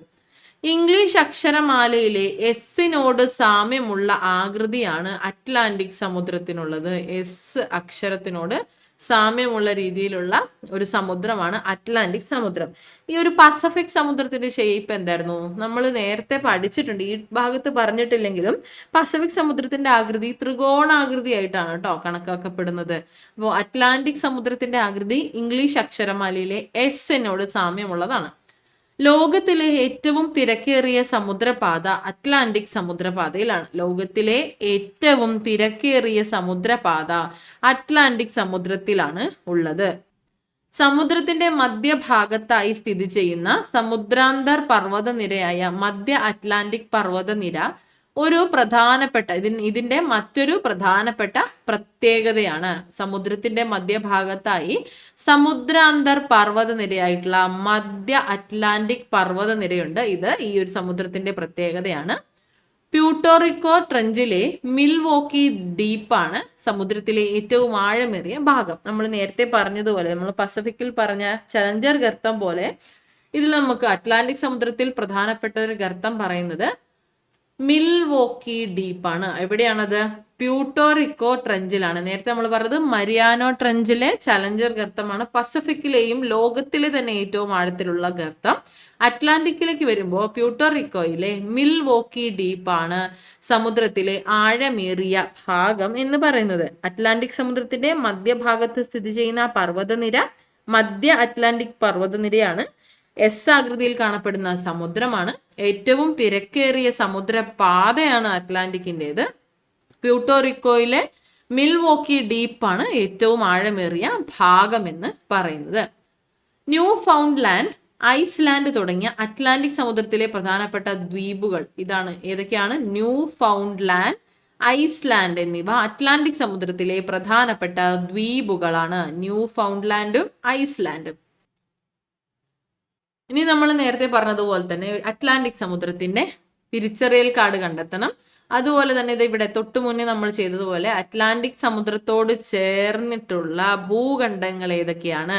ഒന്നിതാ തെക്കേ അമേരിക്ക വരുന്നുണ്ട്, തെക്കേ അമേരിക്ക, വടക്കേ അമേരിക്ക വരുന്നുണ്ട്. ഇവിടെയാണ് പസഫിക് വരുന്നത്. ഇവിടെയായിട്ട് അറ്റ്ലാന്റിക് സമുദ്രം വരുമ്പോൾ തെക്കേ അമേരിക്കയും വടക്കേ അമേരിക്കയും അറ്റ്ലാന്റിക് സമുദ്രത്തിന്റെ അതിർത്തികളായിട്ട് വരുന്നു, അതിർത്തിയിലെ ഭൂഖണ്ഡങ്ങളായി വരുന്നു. കൂടാതെ യൂറോപ്പും ആഫ്രിക്കയും വരുന്നുണ്ട്. ഓക്കെ, തെക്കേ അമേരിക്ക, വടക്കേ അമേരിക്ക, യൂറോപ്പ്, ആഫ്രിക്ക എന്നിവയാണ് അറ്റ്ലാന്റിക് സമുദ്രത്തോട് ചേർന്ന് കിടക്കുന്ന ഭൂഖണ്ഡങ്ങൾ. ഇനി തിരിച്ചറിയൽ കാർഡിലേക്ക് വരുമ്പോൾ സ്വാഭാവിക അതിരുകൾ നമ്മളിപ്പോൾ പറഞ്ഞു. പേര് അറ്റ്ലാന്റിക് സമുദ്രം. ഏത് ഷേപ്പിലാണ്? ഇംഗ്ലീഷ് അക്ഷരമാലയിലെ എസ് ആകൃതിയിലാണ്. സ്വാഭാവിക അതിരുകളായിട്ടുള്ള ഭൂഖണ്ഡങ്ങളെ കുറിച്ച് നമ്മൾ പറഞ്ഞു. പ്രധാന ദ്വീപുകൾ ഏതൊക്കെയാണ്? പ്രധാന ദ്വീപുകൾ നമ്മൾ പഠിച്ചത് പേരുകൾ ഓർക്കാൻ പറ്റുന്നുണ്ടോ? ന്യൂ ഫൗണ്ട്ലാൻഡ് പഠിച്ചു നമ്മൾ, അതുപോലെ ഐസ്ലാൻഡ് പഠിച്ചു. ന്യൂ ഫൗണ്ട്ലാൻഡ് ആൻഡ് ഐസ്ലാൻഡ് ആണ് പ്രധാനപ്പെട്ട ദ്വീപുകൾ. ഏറ്റവും ആഴമേറിയ ഗർത്തം ഏതായിരുന്നു? മിൽവോക്കി ഡീപ്പാണ്. മിൽവോക്കി ഡീപ്പ്, പ്യൂട്ടോറിക്കോ ട്രെഞ്ചിലെ മിൽവോക്കി ഡീപ്പാണ് അറ്റ്ലാന്റിക് സമുദ്രത്തിലെ ഏറ്റവും ആഴമേറിയ ഗർത്തം എന്ന് പറയുന്നത്. അടുത്ത നമുക്ക് കുറച്ച് കുഞ്ഞ് ന്യൂസ് പേപ്പർ കട്ടിങ്സിലെ ഹെഡിങ്സ് ഉണ്ട്. വികസന ചിറകിൽ വിഴിഞ്ഞം അന്താരാഷ്ട്ര തുറമുഖം. അടുത്തത് പുതുചരിത്രം എഴുതി വിഴിഞ്ഞം. വിഴിഞ്ഞം ഇന്ത്യയുടെ പുതിയ ലോക കവാടം. അപ്പൊ വിഴിഞ്ഞത്തെ കുറിച്ചാണ് പറയുന്നത്. വിഴിഞ്ഞം ഏത് സമുദ്രതീരത്താണ് ഉള്ളത്? വിഴിഞ്ഞം ഉള്ളത് ഇന്ത്യൻ മഹാസമുദ്ര തീരത്താണ്. അപ്പൊ ഇന്ത്യൻ മഹാസമുദ്രത്തെ കുറിച്ച്, വലിപ്പത്തിൽ 3-ാം സ്ഥാനത്തുള്ള ഇന്ത്യൻ മഹാസമുദ്രത്തെ കുറിച്ചാണ് നമ്മൾ ഇനി പറയുന്നത്. ഒരു രാജ്യത്തിന്റെ പേരിൽ അറിയപ്പെടുന്ന ഏക സമുദ്രമാണ് ഇന്ത്യൻ മഹാസമുദ്രം. ഒരു രാജ്യത്തിന്റെ പേരിൽ അറിയപ്പെടുന്ന ഏക സമുദ്രമാണ് ഇന്ത്യൻ മഹാസമുദ്രം. ഈ ഒരു പോയിന്റ് നമ്മൾ നേരത്തെ ക്ലാസ്സിൽ പഠിച്ചിട്ടുണ്ട്. വലിപ്പത്തിൽ 3-ാം സ്ഥാനമാണ് ഇന്ത്യൻ മഹാസമുദ്രത്തിന് ഉള്ളത്. പ്രാചീന കാലത്ത് രത്നാകര എന്നറിയപ്പെട്ടിരുന്ന സമുദ്രമാണ് ഇന്ത്യൻ മഹാസമുദ്രം. പ്രാചീന കാലത്ത് അറിയപ്പെട്ടിരുന്ന പേര് രത്നാകര എന്നാണ് കേട്ടോ, രത്നാകര. ഇനി ഈ മാപ്പ് നോക്കിക്കേ. ഇന്ത്യൻ മഹാസമുദ്രത്തോട് ചേർന്ന് കിടക്കുന്ന ഭൂഖണ്ഡങ്ങൾ ഏതൊക്കെയാണ്? പ്രധാനമായും നമുക്ക് ആഫ്രിക്ക, ഏഷ്യ, ഓസ്ട്രേലിയ എന്നാണ് പറയാൻ സാധിക്കുക. Africa, Asia, Australia. ബംഗാൾ ഉൾക്കടൽ, അറബിക്കടൽ എന്നിവ ഇന്ത്യൻ മഹാസമുദ്രത്തിന്റെ ഭാഗങ്ങളാണ്. ബംഗാൾ ഉൾക്കടൽ, അറബിക്കടൽ എന്നിവ ഇന്ത്യൻ മഹാസമുദ്രത്തിന്റെ ഭാഗങ്ങളാണ്. സമുദ്രങ്ങളിലെ ഏറ്റവും ആഴമേറിയ ഭാഗമാണ് ഈ ഒരു സമുദ്രത്തിലെ, ഇന്ത്യൻ മഹാസമുദ്രത്തിലെ ആഴമേറിയ ഭാഗമാണ് ജാവ ട്രഞ്ച് എന്നത്. Java trench, Java trench. Andaman Nicobar ദ്വീപുകൾ, ലക്ഷദ്വീപ്, മാലിദ്വീപ്, ശ്രീലങ്ക തുടങ്ങിയവ ഇവിടുത്തെ പ്രധാനപ്പെട്ട ദ്വീപുകളാണ്. കുറച്ചും കൂടെ നമുക്ക് ഫെമിലിയർ ആണ് നമ്മുടെ ഏരിയ ആയതുകൊണ്ട്. ആൻഡമാൻ നിക്കോബാർ ദ്വീപുകൾ, ലക്ഷദ്വീപ്, മാലിദ്വീപ്, ശ്രീലങ്ക ഇവയെല്ലാം ഇവിടുത്തെ പ്രധാനപ്പെട്ട ദ്വീപുകളാണ്. മലാക്ക കടലിടുക്കിന് ഇന്ത്യൻ സമുദ്രത്തെയും പസഫിക് സമുദ്രത്തെയും തമ്മിൽ ബന്ധിപ്പിക്കുന്നതാണ്. മലാക്ക കടലിടുക്ക് ഇന്ത്യൻ സമുദ്രത്തെയും പസഫിക് സമുദ്രത്തെയും തമ്മിൽ ബന്ധിപ്പിക്കുന്നു. കടലിടുക്ക് എന്താണെന്നുള്ളത് നമ്മൾ നേരത്തെ പഠിച്ചതല്ലേ? എന്തായിരുന്നു? 2 കടലുകളെയോ സമുദ്രഭാഗങ്ങളെയോ തമ്മിൽ ബന്ധിപ്പിക്കുന്നതും കരകൾക്കിടയിലായിട്ട് സ്ഥിതി ചെയ്യുന്നതുമായിട്ടുള്ള വീതി കുറഞ്ഞ കടൽ ഭാഗങ്ങളാണ് കടലിടുക്കുകൾ. നമ്മൾ നേരത്തെ പറഞ്ഞതാണ്. അപ്പൊ അത്തരത്തിലുള്ള മലാക്ക കടലിടുക്ക് ഇന്ത്യൻ സമുദ്രത്തെയും പസഫിക് സമുദ്രത്തെയും തമ്മിൽ ബന്ധിപ്പിക്കുന്ന കടലിടുക്കാണ്. ഇത് തിരിച്ചു ചോദിച്ചേക്കാം. ഇന്ത്യൻ സമുദ്രത്തെയും പസഫിക് സമുദ്രത്തെയും തമ്മിൽ ബന്ധിപ്പിക്കുന്ന കടലിടുക്ക് ഏത് എന്നത് അത് മലാക്ക സ്ട്രെയിറ്റ് ആണ് കേട്ടോ. മലാക്ക സ്ട്രെയിറ്റ് അല്ലെങ്കിൽ മലാക്ക കടലിടുക്കാണ്. ഓക്കെ, അപ്പൊ ഇവിടെ നമ്മൾ എന്തൊക്കെയാ പറഞ്ഞത്? ഇന്ത്യൻ മഹാസമുദ്രം രാജ്യത്തിന്റെ പേരിൽ അറിയപ്പെടുന്ന ഒരേ ഒരു സമുദ്രമാണ്. വലിപ്പത്തിൽ 3-ാം സ്ഥാനമാണ്. പഴയ പേര് രത്നാകര എന്നാണ്. രത്നാകര എന്നറിയപ്പെട്ടിരുന്ന, പ്രാചീന കാലത്ത് രത്നാകര എന്നറിയപ്പെട്ടിരുന്ന സമുദ്രമാണ് അതുപോലെ സമുദ്രത്തോട് ചേർന്ന് കിടക്കുന്ന പ്രധാനപ്പെട്ട ഭൂഖണ്ഡങ്ങളാണ് ആഫ്രിക്ക, ഏഷ്യ, ഓസ്ട്രേലിയ എന്നിവ. ബംഗാൾ ഉൾക്കടലും അറബിക്കടലും ഇന്ത്യൻ മഹാസമുദ്രത്തിന്റെ ഭാഗങ്ങളാണ്. ഏറ്റവും ആഴമേറിയ ഭാഗം ജാവ ട്രഞ്ചാണ്. പ്രധാനപ്പെട്ട ദ്വീപുകൾ ഏതൊക്കെയാണ്? ആൻഡമാൻ നിക്കോബാർ ദ്വീപുകൾ, ലക്ഷദ്വീപ്, മാലിദ്വീപ്, ശ്രീലങ്ക എന്നിവയാണ്. മലാക്ക കടലിടുക്ക് ഇന്ത്യൻ മഹാസമുദ്രത്തെയും പസഫിക് സമുദ്രത്തെയും തമ്മിൽ ബന്ധിപ്പിക്കുന്നു. ഇത്രയും നമ്മൾ മനസ്സിലാക്കി. അടുത്ത സമുദ്രം ഏതാണ്? ദക്ഷിണ സമുദ്രമാണ്. ദക്ഷിണ സമുദ്രം അഥവാ അന്റാർട്ടിക് സമുദ്രമാണ്. ഇത് ഈ ഒരു മാപ്പ് നോക്കിയാൽ നമുക്ക് കാണാം. ഇതവിടെ നോർത്ത് ഭാഗത്ത് ഏറ്റവും മുകളിലത്തെ ഭാഗത്ത് ആർട്ടിക് സമുദ്രം കാണാം. അതിനുശേഷം ഏറ്റവും താഴെ നോക്കുമ്പോൾ അന്റാർട്ടിക് ഭാഗവും കാണാം. ഇവയെ നമുക്ക് ഗ്ലോബിന്റെ ഒരു പിക്ചറൈസേഷനിൽ നോക്കുമ്പോൾ ഉത്തര ധ്രുവത്തെ ചുറ്റിപ്പറ്റിയുള്ള സമുദ്രം ആർട്ടിക് സമുദ്രവും ദക്ഷിണ ധ്രുവത്തെ ചുറ്റിപ്പറ്റിയുള്ള സമുദ്രം നമുക്ക് അന്റാർട്ടിക് സമുദ്രം അഥവാ ദക്ഷിണ സമുദ്രമാണ്. അപ്പൊ അന്റാർട്ടിക്കയ്ക്ക് ചുറ്റുമായിട്ട് ഏകദേശം 60 ഡിഗ്രി ദക്ഷിണ അക്ഷാംശം വരെ ദക്ഷിണ സമുദ്രം വ്യാപിച്ച് കിടക്കുന്നു എന്നാണ് പറയുന്നത്. അന്റാർട്ടിക്കയ്ക്ക് ചുറ്റുമായിട്ട് ഏകദേശം 60 ഡിഗ്രി ദക്ഷിണ അക്ഷാംശം വരെ, അക്ഷാംശമൊക്കെ കൃത്യമായിട്ട് മനസ്സിലാവുന്നുണ്ടല്ലോ അല്ലെ ഇപ്പൊ. അപ്പോൾ അതുവരെ ദക്ഷിണ സമുദ്രം വ്യാപിച്ചു കിടക്കുന്നു. ആർട്ടിക് ഒഴികെ മറ്റെല്ലാ സമുദ്രങ്ങളുമായിട്ടും അതിർത്തി പങ്കിടുന്ന ഈ ഒരു സമുദ്രം വലിപ്പത്തിൽ 4ാം സ്ഥാനമായിട്ടാണ് ഉള്ളത്. ഉത്തര ധ്രുവത്തിലാണ് ആർട്ടിക് സമുദ്രം. ഈ ആർട്ടിക് സമുദ്രമായിട്ട് ഈ ഒരു അന്റാർട്ടിക് സമുദ്രത്തിന് കണക്ഷൻ ഇല്ല. മറ്റെല്ലാ സമുദ്രങ്ങളുമായിട്ടും അന്റാർട്ടിക് സമുദ്രം കണക്ഷൻ ഉള്ളവയാണ്. മറ്റെല്ലാ സമുദ്രങ്ങളുമായും അതിർത്തി പങ്കിടുന്നു ഈ ദക്ഷിണ സമുദ്രം എന്ന് പറയുന്നത്. ഇവയ്ക്ക് 4ാം സ്ഥാനമാണുള്ളത്. വലിപ്പത്തിൽ 4ാം സ്ഥാനത്തുള്ള സമുദ്രമാണ് ദക്ഷിണ സമുദ്രം എന്ന് പറയുന്നത്. ഗോൾഡ് മാൻ, ഹേഡ് എന്നിവ സമുദ്രത്തിലെ ചില ദ്വീപുകളാണ്. ഗോൾഡ് മാൻ അതുപോലെ ഹേഡ് എന്നിവ ഈ സമുദ്രത്തിലെ ദക്ഷിണ സമുദ്രത്തിലെ പ്രധാനപ്പെട്ട ദ്വീപുകളാണ്. സൗത്ത് സാൻഡ്വിച്ച് ട്രെൻഡിലെ ഫാക്ടോറിയൻ ഗർത്തമാണ് ഇവിടുത്തെ ആഴമേറിയ ഗർത്തം എന്ന് പറയുന്നത്. ദക്ഷിണ സമുദ്രത്തിലെ അന്റാർട്ടിക് സമുദ്രത്തിലെ സൗത്ത് സാൻഡ്വിച്ച് ട്രെഞ്ചിലെ ഫാക്ടോറിയൻ ഗർത്തമാണ് ഏറ്റവും ആഴമേറിയ ഭാഗം.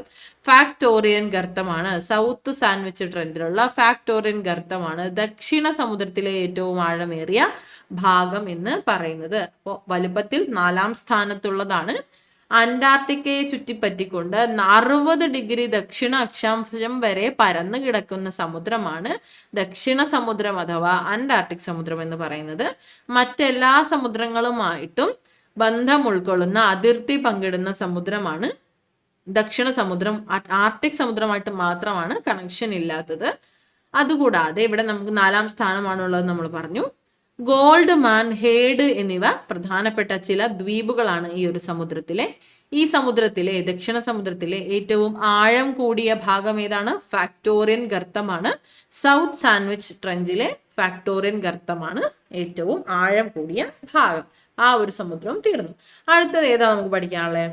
ആർട്ടിക് സമുദ്രമാണ്. ആർട്ടിക് സമുദ്രം നമ്മൾ ബാക്കിയെല്ലാം പറഞ്ഞില്ലേ? പസഫിക് പറഞ്ഞു, അറ്റ്ലാന്റിക് പറഞ്ഞു, ഇന്ത്യൻ ഓഷ്യൻ പറഞ്ഞു, ദക്ഷിണ സമുദ്രം പറഞ്ഞു. ഇനി നമുക്ക് ആർട്ടിക് സമുദ്രമാണ് പറയാനായിട്ടുള്ളത്. ആർട്ടിക് സമുദ്രം ഭൂരിഭാഗവും ആർട്ടിക് വൃത്തത്തിനുള്ളിലായി സ്ഥിതി ചെയ്യുന്ന സമുദ്രമാണ് ആർട്ടിക് സമുദ്രം. ഇവിടെ കണ്ടോ, ആർട്ടിക് വൃത്തത്തിനുള്ളിലാണ് മെജോറിറ്റി പോർഷനും ഉൾക്കൊള്ളുന്നത്. അപ്പൊ ഭൂരിഭാഗവും ആർട്ടിക് വൃത്തത്തിനുള്ളിലായി സ്ഥിതി ചെയ്യുന്ന ഭാഗമാണ് ആർട്ടിക് സമുദ്രം എന്ന് പറയുന്നത്. ആർട്ടിക് സമുദ്രത്തിലാണ് ഉത്തര ധ്രുവം ഉള്ളത്. ഏറ്റവും ചെറുതും ആഴം കുറഞ്ഞതുമായ സമുദ്രമാണ് ആർട്ടിക് സമുദ്രം എന്ന് പറയുന്നത്. ഏറ്റവും ചെറുതാണ്, വലുപ്പത്തിൽ ഏറ്റവും ചെറുതാണ്, അതുപോലെ തന്നെ ആഴം കുറഞ്ഞതുമായിട്ടുള്ള സമുദ്രമാണ് ആർട്ടിക് സമുദ്രം. വർഷത്തിൽ ഭൂരിഭാഗവും ഇവിടെ മഞ്ഞുറഞ്ഞ അവസ്ഥയിലാണ് ഉള്ളത്. മൊല്ലായി ഗർത്തമാണ് ഈ സമുദ്രത്തിലെ ഏറ്റവും ആഴമേറിയ ഭാഗം എന്ന് പറയുന്നത്. മൊല്ലോയി ഗർത്തമാണ് ആർട്ടിക് സമുദ്രത്തിലെ ഏറ്റവും ആഴമേറിയ ഭാഗം. ഏഷ്യ, യൂറോപ്പ്, വടക്കേ അമേരിക്ക എന്നീ ഭൂഖണ്ഡങ്ങളുടെ വടക്കേ അതിർത്തി കൂടെയാണ് ആർട്ടിക് സമുദ്രം എന്ന് പറയുന്നത്. അപ്പോൾ ആർട്ടിക് സമുദ്രം എന്ന് പറയുന്നത് ഏഷ്യ, യൂറോപ്പ്, വടക്കേ അമേരിക്ക തുടങ്ങിയ ഭൂഖണ്ഡങ്ങളുടെ വടക്കേ അതിർത്തി കൂടെയായിട്ടാണ് ആക്ട് ചെയ്യുന്നത്. അപ്പൊ സമുദ്രങ്ങളെ കുറിച്ച് എല്ലാം നമ്മളിവിടെ പഠിച്ചു കഴിഞ്ഞു. അപ്പൊ ഇതിനെ നമുക്ക് ഒന്ന് ക്രോഡീകരിക്കുകയാണെങ്കിൽ ഇതുപോലെ നമ്മൾ നേരത്തെ പഠിച്ചതുമായി ബന്ധപ്പെട്ടതിന് ഈസി ആയിട്ട് നമുക്കിത് കംപ്ലീറ്റ് ചെയ്യാൻ പറ്റും. വലിപ്പക്രമത്തിൽ നോക്കുകയാണെങ്കിൽ ഏതാണ് ഏറ്റവും വലുത്? 1ാം സ്ഥാനം. നമുക്ക് നമ്പർ ഇട്ട് പോകാം. പസഫിക് സമുദ്രമാണ് 1ാമത്. രണ്ടാമത് അറ്റ്ലാന്റിക് സമുദ്രമാണ്. മൂന്നാമത് ഏതാ വരുന്നേ? ഇന്ത്യൻ മഹാസമുദ്രമാണ്. നാലാമത് അന്റാർട്ടിക് സമുദ്രം അഥവാ ദക്ഷിണ സമുദ്രം. അഞ്ചാമതാണ് ആർട്ടിക് സമുദ്രം വരുന്നത്. ഇനി ആഴമേറിയ ഭാഗം ആദ്യം നിങ്ങളൊന്ന് ചിന്തിച്ചേ, അതിനുശേഷം ഈ പറയുന്നതൊന്ന് ശ്രദ്ധിച്ചാൽ മതി. നിങ്ങൾക്ക് ശരിയാവുന്നുണ്ടോ നമ്മൾ ഉറപ്പ് വരുത്തണമല്ലോ. പസഫിക് സമുദ്രത്തിലെ ആഴമേറിയ ഭാഗം ഏതാണ്? മരിയാന ട്രഞ്ചിലെ ചലഞ്ചർ ഗർത്തമാണ്. ചലഞ്ചർ ഗർത്തം, മരിയാന ട്രഞ്ചിലെ ചലഞ്ചർ ഗർത്തമാണ് ഏറ്റവും ആഴമേറിയ ഭാഗം. ഇനി അവിടുത്തെ പ്രധാന ദ്വീപുകൾ നോക്കുമ്പോൾ ഏതാണ് ദ്വീപുകൾ പ്രധാനപ്പെട്ടത്? ഓർമ്മ വരുന്ന ഒന്നോ രണ്ടെണ്ണം പറയുകയാണെങ്കിൽ അതായിരിക്കും കുറച്ചുകൂടെ എളുപ്പം. നിങ്ങൾക്ക് അത്രയും ഓർമ്മ കൂടുതലായിട്ട് കിട്ടും സ്വന്തമായിട്ട് റിവൈസ് ചെയ്യുന്ന സമയത്ത്. ഓക്കെ, ഏതാണ് ഓർമ്മ വന്നത്? ഞാൻ പറയാം. ഫിലിപ്പീൻസ് ഉണ്ട്, ജപ്പാൻ, ഫിലിപ്പീൻസ് എഴുതണ്ടല്ലോ, പറഞ്ഞാൽ പോരെ. ഫിലിപ്പീൻസ്, ജപ്പാൻ, ഹവായി, ന്യൂസിലൻഡ് ഇവയാണ് പ്രധാനപ്പെട്ട ദ്വീപുകൾ. പസഫിക് സമുദ്രത്തിലെ പ്രധാനപ്പെട്ട ദ്വീപുകളാണ് ഫിലിപ്പീൻസ്, ജപ്പാൻ, ഹവായി, ന്യൂസിലാൻഡ് തുടങ്ങിയവ. ഇനി അറ്റ്ലാന്റിക് സമുദ്രത്തിലേക്ക് വരുമ്പോൾ അറ്റ്ലാന്റിക് സമുദ്രം വലിപ്പത്തിൽ 2ാം സ്ഥാനമാണെന്ന് നമ്മൾ പറഞ്ഞു. ഈ രണ്ടും നിങ്ങളൊന്ന് നോക്കി വെച്ചേ. ആഴമേറിയ ഭാഗം ഏതാണ്? അതുപോലെ പ്രധാനപ്പെട്ട ദ്വീപുകൾ ഏതാണ്? ആഴമേറിയ ഭാഗം ഒരു ഡീപ്പാണ്. നമ്മൾ പറഞ്ഞിരുന്നല്ലേ, മിൽവോക്കി ഡീപ്പാണ്. പ്യൂട്ടോറിക്കോ ട്രെഞ്ചിലെ മിൽവോക്കി ഡീപ്പാണ് അറ്റ്ലാന്റിക് സമുദ്രത്തിലെ ഏറ്റവും ആഴമേറിയ ഭാഗം. ഇനി ദ്വീപുകളിലേക്ക് വരുമ്പോൾ 2 പേരുകളാണ് നമ്മൾ പറഞ്ഞത്. ലാൻഡ് എന്ന് അവസാനിക്കുന്ന 2 പേരുകൾ ഓർമ്മയുണ്ടോ? Newfoundland and Iceland. ന്യൂ ഫൗണ്ട് ലാൻഡും ഐസ്ലാൻഡും ആണ് നമ്മൾ പറഞ്ഞ 2 ദ്വീപുകൾ. ഇനി നമ്മുടെ ഇന്ത്യൻ മഹാസമുദ്രത്തിലേക്ക് വരുമ്പോൾ ഏറ്റവും ആഴമേറിയ ഭാഗം ഏതായിരുന്നു? ജാവ ട്രഞ്ചാണ്. ജാവ ട്രഞ്ച് ഓർമ്മയുണ്ടല്ലോ അല്ലെ? ജാവ ട്രഞ്ചാണ് ഏറ്റവും ആഴമേറിയ ഭാഗം. ദ്വീപുകൾ ഏതൊക്കെയായിരുന്നു? പരിചിതമായിട്ടുള്ള ആൻഡമാൻ നിക്കോബാർ ദ്വീപുകൾ, ലക്ഷദ്വീപ്, മാലിദ്വീപ്, ശ്രീലങ്ക ഇവയാണ് പ്രധാനപ്പെട്ട ദ്വീപുകൾ. പിന്നീട് വലിപ്പത്തിൽ 4ാമത്തെ ഭാഗമായിട്ടുള്ള ദക്ഷിണ സമുദ്രം. ഏറ്റവും ആഴമേറിയ ഭാഗം ഏതായിരുന്നു? ഫാക്ടോറിയൻ ഗർത്തമാണ്. ഫാക്ടോറിയൻ ഗർത്തം സൗത്ത് സാൻഡ്വിച്ച് ട്രെൻഡിലെ ഫാക്ടോറിയൻ ഗർത്തമാണ് ദക്ഷിണ സമുദ്രത്തിലെ ഏറ്റവും ആഴമേറിയ ഭാഗം. പ്രധാനപ്പെട്ട ദ്വീപുകളായി നമ്മൾ പറഞ്ഞത് ഏതൊക്കെയാണ്? ഗോൾഡ്മാനും പറഞ്ഞു, അതുപോലെ ഹേഡും പറഞ്ഞു അല്ലെ? ഓർമ്മയില്ലേ? ഗോൾഡ്മാൻ പറഞ്ഞു, ഗോൾഡ്മാൻ, ഹേഡ് എന്നിവയാണ് പ്രധാനപ്പെട്ട ദ്വീപുകൾ. ഏറ്റവും ആഴമേറിയ ഗർത്തം ഫാക്ടോറിയൻ ഗർത്തമാണ്. ആർട്ടിക് സമുദ്രമാണ് ഏറ്റവും അവസാനത്തേത്. ആർട്ടിക് സമുദ്രത്തിലെ ഏറ്റവും ആഴമേറിയ ഭാഗം, ദ്വീപുകളില്ല, ഇവർ കട്ട് ചെയ്തിട്ടിട്ടുണ്ട്. ഏറ്റവും ആഴമേറിയ ഭാഗം ഏതാ? മൊല്ലായി ഗർത്തം. മൊല്ലായി ഗർത്തം പേര് ഓർമ്മ വന്നോ? മൊല്ലായി ഗർത്തമാണ് ഏറ്റവും ആഴമേറിയ ഭാഗം ആർട്ടിക് സമുദ്രത്തിലെ. കംപ്ലീറ്റ് ആക്കാൻ പറ്റി എന്ന് വിശ്വസിക്കുന്നു. ഇത് ഇത്രയെങ്കിലും കിട്ടണം കേട്ടോ. ഈ പേരുകൾ നമുക്ക് മനസ്സിലാക്കാനായിട്ട് പറ്റണം. അപ്പൊ നമ്മൾ പൊതുവെ സമുദ്രങ്ങളെ കുറിച്ചുള്ള ഒരു അടിസ്ഥാന വിവരങ്ങൾ കംപ്ലീറ്റ് ആയിട്ട് പഠിച്ചു കഴിഞ്ഞു. ഇനി നമുക്ക് സമുദ്രജലവും ചലനങ്ങളും എന്ന രീതിയിൽ മുന്നോട്ട് പോകാം. ജലവും ചലനങ്ങളും. ആദ്യം തന്നെ നമുക്ക് തന്നിരിക്കുന്ന ഒരു അനുഭവക്കുറിപ്പാണ്. ഇടുക്കിയിൽ നിന്നും ആദ്യമായിട്ട് കടല് കാണാൻ പോയിട്ടുള്ള ഒരു കുട്ടി, ദിയ എന്ന കുട്ടിയുടെ അനുഭവക്കുറിപ്പാണ് ഇവിടെ തന്നിട്ടുള്ളത്. നമുക്ക് വായിക്കാം. അതിവിശാലമായ മണൽപ്പരപ്പ്, നോക്കെത്താ ദൂരത്തോളം പരന്നു കിടക്കുന്ന അനന്തമായ കടൽ, വട്ടമിട്ടു പറക്കുന്ന കടൽ കാക്കകളും പരുന്തുകളും, ഓളപ്പരപ്പിലൂടെ ഒഴുകി നീങ്ങുന്ന വഞ്ചികളും ബോട്ടുകളും, ഒന്നിനു പിറകെ ഒന്നായി തീരം തൊട്ട് തിരികെ പോകുന്ന തിരമാലകൾ, ചിലപ്പോൾ താരാട്ട് പാടി വന്ന് എൻ്റെ കാലുകളെ തഴുകി മടങ്ങി, മറ്റു ചിലപ്പോൾ ഗംഭീര ശബ്ദത്തോടെ ആർത്തിരമ്പി കരയിലേക്ക്. ഒരു കുസൃതി തീര എന്നെ ആകെ നനച്ചു. അങ്ങനെ ഞാൻ ആദ്യമായി കടൽ വെള്ളത്തിന്റെ രുചി അറിഞ്ഞു. എന്തൊരു ഉപ്പാണ് ഈ കടൽ വെള്ളത്തിന്. അപ്പൊ ആ ഒരു കുറിപ്പ് കണ്ടല്ലോ, കടലിനെ കുറിച്ച് എത്ര മനോഹരമായിട്ടാണ് ആ കുട്ടി കണ്ട കാഴ്ച, എത്ര മനോഹരമായിട്ടാണ് വിവരിച്ചിരിക്കുന്നത്. ഇവിടെ പറഞ്ഞ പോലെ എന്താണ് തിരമാലകൾ, അതിലേക്കാണ് നമ്മൾ പോകുന്നത് കേട്ടോ. കാറ്റ് സമുദ്രോപരിതലത്തിൽ ഉണ്ടാക്കുന്ന ചലനമാണ് തിരമാലകൾ എന്ന് പറയുന്നത്. കാറ്റിന്റെ ഒരു പ്രവൃത്തിയാണ് ഇത്. കാറ്റ് സമുദ്രോപരിതലത്തിൽ ഉണ്ടാക്കുന്ന ചലനമാണ് തിരമാലകൾ എന്ന പേരിൽ അറിയപ്പെടുന്നത്. കാറ്റ് സൃഷ്ടിക്കുന്ന ഊർജ പ്രവാഹങ്ങൾ സമുദ്രോപരിതലത്തിൽ ഉയർച്ച താഴ്ചകൾ സൃഷ്ടിക്കുന്നു. കാറ്റ് സമുദ്രോപരിതലത്തിൽ ഒരു ഊർജ പ്രവാഹം സൃഷ്ടിക്കുമ്പോൾ അത് ഉയർച്ച താഴ്ചകൾക്ക് കാരണമാവുകയും തിരമാലകൾ രൂപം കൊള്ളുകയും ചെയ്യുന്നു. ജലോപരിതലത്തെ സ്പർശിച്ച് കാറ്റ് വീശുമ്പോഴാണ് സാധാരണയായി തിരമാലകൾ ഉണ്ടാകുന്നത്. ജലോപരിതലത്തെ, കടലിന്റെ, സമുദ്രത്തിന്റെ ജലോപരിതലത്തെ കാറ്റ് സ്പർശിച്ചുകൊണ്ട് വീശുമ്പോഴാണ് സാധാരണയായിട്ട് തിരമാലകൾ ഉണ്ടാകുന്നത്. അപ്പോൾ തിരമാലകൾ എങ്ങനെ ഉണ്ടാകുന്നതെന്ന് നമ്മൾ മനസ്സിലാക്കി. സമുദ്രജലത്തിന്റെ തുടർച്ചയായിട്ടുള്ള ഈ ഉയർച്ച താഴ്ചകളെയാണ് തിരമാലകൾ എന്ന് പറയുന്നത്. കാറ്റിന്റെ വേഗത വർദ്ധിക്കുന്നതിനനുസരിച്ച് തിരമാലകളുടെ വലിപ്പവും വർദ്ധിച്ചു വരുന്നു. അതിനനുസരിച്ചാണ്, കാറ്റിന്റെ വേഗതയ്ക്കനുസരിച്ചാണ് തിരമാലകളുടെ വലിപ്പം കൂടുന്നതും കുറയുന്നതും. തിരമാലകൾ കൂടാതെ വേലിയേറ്റ, വേലിയിറക്കങ്ങളും സമുദ്രജല പ്രവാഹങ്ങളും സമുദ്രജലത്തിന്റെ ചലനത്തിൽ ഉൾപ്പെടുന്നുണ്ട്. അവ എന്തൊക്കെയാണെന്നാണ് താഴെ പറയുന്നത്. സമുദ്രജലനിരപ്പ് നിശ്ചിത ഇടവേളകളിൽ ഉയരുകയും താഴുകയും ചെയ്യുന്ന പ്രതിഭാസത്തെയാണ് വേലിയേറ്റമെന്നും വേലിയിറക്കമെന്നും പേരിൽ പറയുന്നത്. സമുദ്രജലനിരപ്പ് നിശ്ചിത ഇടവേളകളിൽ ഉയരുകയും താഴുകയും ചെയ്യുന്നു. ഇതിനെ നമ്മൾ വേലിയേറ്റമെന്നും വേലിയിറക്കമെന്നും പേരിട്ടാണ് വിളിക്കുന്നത്. സമുദ്ര ജലനിരപ്പ് ഉയരുന്നതിനെ വേലിയേറ്റമെന്നും താഴ്ന്നിറങ്ങുന്നതിനെ, സമുദ്ര ജലനിരപ്പ് താഴുന്നതിനെ വേലിയിറക്കമെന്നുമാണ് പറയുന്നത്. സമുദ്രത്തിനുള്ളിലൂടെ നദികൾ ഒഴുകുന്നതായി സങ്കല്പിക്കുകയാണെങ്കിൽ സമുദ്രജലം കിലോമീറ്ററുകളോളം നദികളെ പോലെ സമുദ്രത്തിനുള്ളിലൂടെ തന്നെ ഒഴുകുന്നുണ്ട്. ഇങ്ങനെ സമുദ്രത്തിനുള്ളിൽ നിശ്ചിത ദിശയിൽ നിശ്ചിത പാതയിലൂടെ തുടർച്ചയായി ജലം ഒഴുകുന്ന പ്രതിഭാസമാണ് സമുദ്രജല പ്രവാഹം എന്ന് പറയുന്നത്. ഇതൊന്ന് ഇമാജിൻ ചെയ്യാൻ പറ്റുന്നില്ലേ നിങ്ങൾക്ക്? സമുദ്രത്തിനുള്ളിലൂടെ ഒന്ന് ചിന്തിക്കുകയാണെങ്കിൽ, സമുദ്രത്തിനുള്ളിലൂടെ നദികൾ ഒഴുകുന്നതായിട്ട് സങ്കല്പിക്കുകയാണെങ്കിൽ സമുദ്രജലം കിലോമീറ്ററുകളോളം നദികളെ പോലെ സമുദ്രത്തിനുള്ളിലൂടെ ഒഴുകുന്നതായിട്ട് സങ്കല്പിക്കുകയാണെങ്കിൽ, അതായത് സമുദ്രങ്ങളിൽ നിശ്ചിത ദിശയിൽ നിശ്ചിത പാതയിൽ തുടർച്ചയായി ജലം ഒഴുകുന്നതായി സങ്കല്പിക്കാൻ കഴിഞ്ഞാൽ ആ ഒരു പ്രതിഭാസത്തിനെയാണ് നമ്മൾ സമുദ്രജല പ്രവാഹം എന്ന പേരിൽ പഠിക്കുന്നത്. സമുദ്രജല പ്രവാഹം എന്താണ്? സമുദ്രങ്ങളിൽ നിശ്ചിത ദിശയിൽ നിശ്ചിത പാതയിലൂടെ തുടർച്ചയായി ജലമൊഴുകുന്ന പ്രതിഭാസമാണ് സമുദ്രജല പ്രവാഹം. എല്ലാ സമുദ്രങ്ങളിലും ഇത്തരം സമുദ്രജല പ്രവാഹങ്ങളുണ്ട്. അഗുൽഗാസ് പ്രവാഹം, കാനറീസ് പ്രവാഹം, ഒയോഷിയോ പ്രവാഹം അല്ലെങ്കിൽ ഒയോഷിയോ കറൻസ്, കാലിഫോർണിയ കറൻസ്, ഇതൊക്കെ നമ്മൾ കേട്ടിട്ടില്ലേ? ഇതൊക്കെയാണ് സമുദ്രജല പ്രവാഹത്തിന് ഉദാഹരണം. ഇവ ഓരോ സമുദ്രത്തിലും ഓരോന്നാണ്. അപ്പോൾ ഓരോ സമുദ്രത്തിന്റെയും കറൻസ് നമുക്ക് പ്രത്യേക, കറൻസ് എന്നാൽ സമുദ്രജല പ്രവാഹമാണ് കേട്ടോ.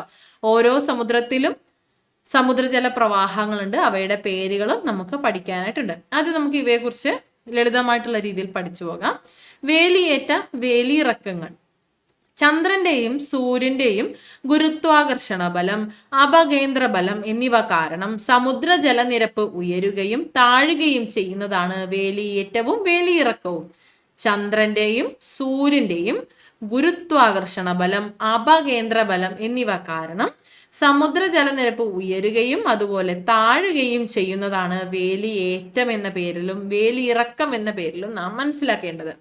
ഭൂമിയിൽ ചന്ദ്രന് അഭിമുഖമായി വരുന്ന വശത്ത്, ഭൂമിയിൽ ചന്ദ്രന് അഭിമുഖമായി വരുന്ന വശത്ത് ഗുരുത്വാകർഷണ ബലത്താലും വിപരീത വശത്ത് അപകേന്ദ്ര ബലത്താലും ഒരേ സമയം വേലിയേറ്റം ഉണ്ടാകുന്നുണ്ട്. ഭൂമിയിൽ സൂര്യനെ ഫേസ് ചെയ്യുന്ന ഭാഗത്ത് ഗുരുത്വാകർഷണ ബലം കൊണ്ടും എന്നാൽ നേരെ ഓപ്പോസിറ്റ് ഭാഗത്ത് അപകേന്ദ്ര ബലം കൊണ്ടും ഒരേ സമയം വേലിയേറ്റങ്ങൾ ഉണ്ടാകുന്നു. ഈ സമയം ഭൂമിയിലെ മറ്റ് സമുദ്ര ഭാഗങ്ങളിൽ വേലിയിറക്കമാണ് അനുഭവപ്പെടുന്നത്.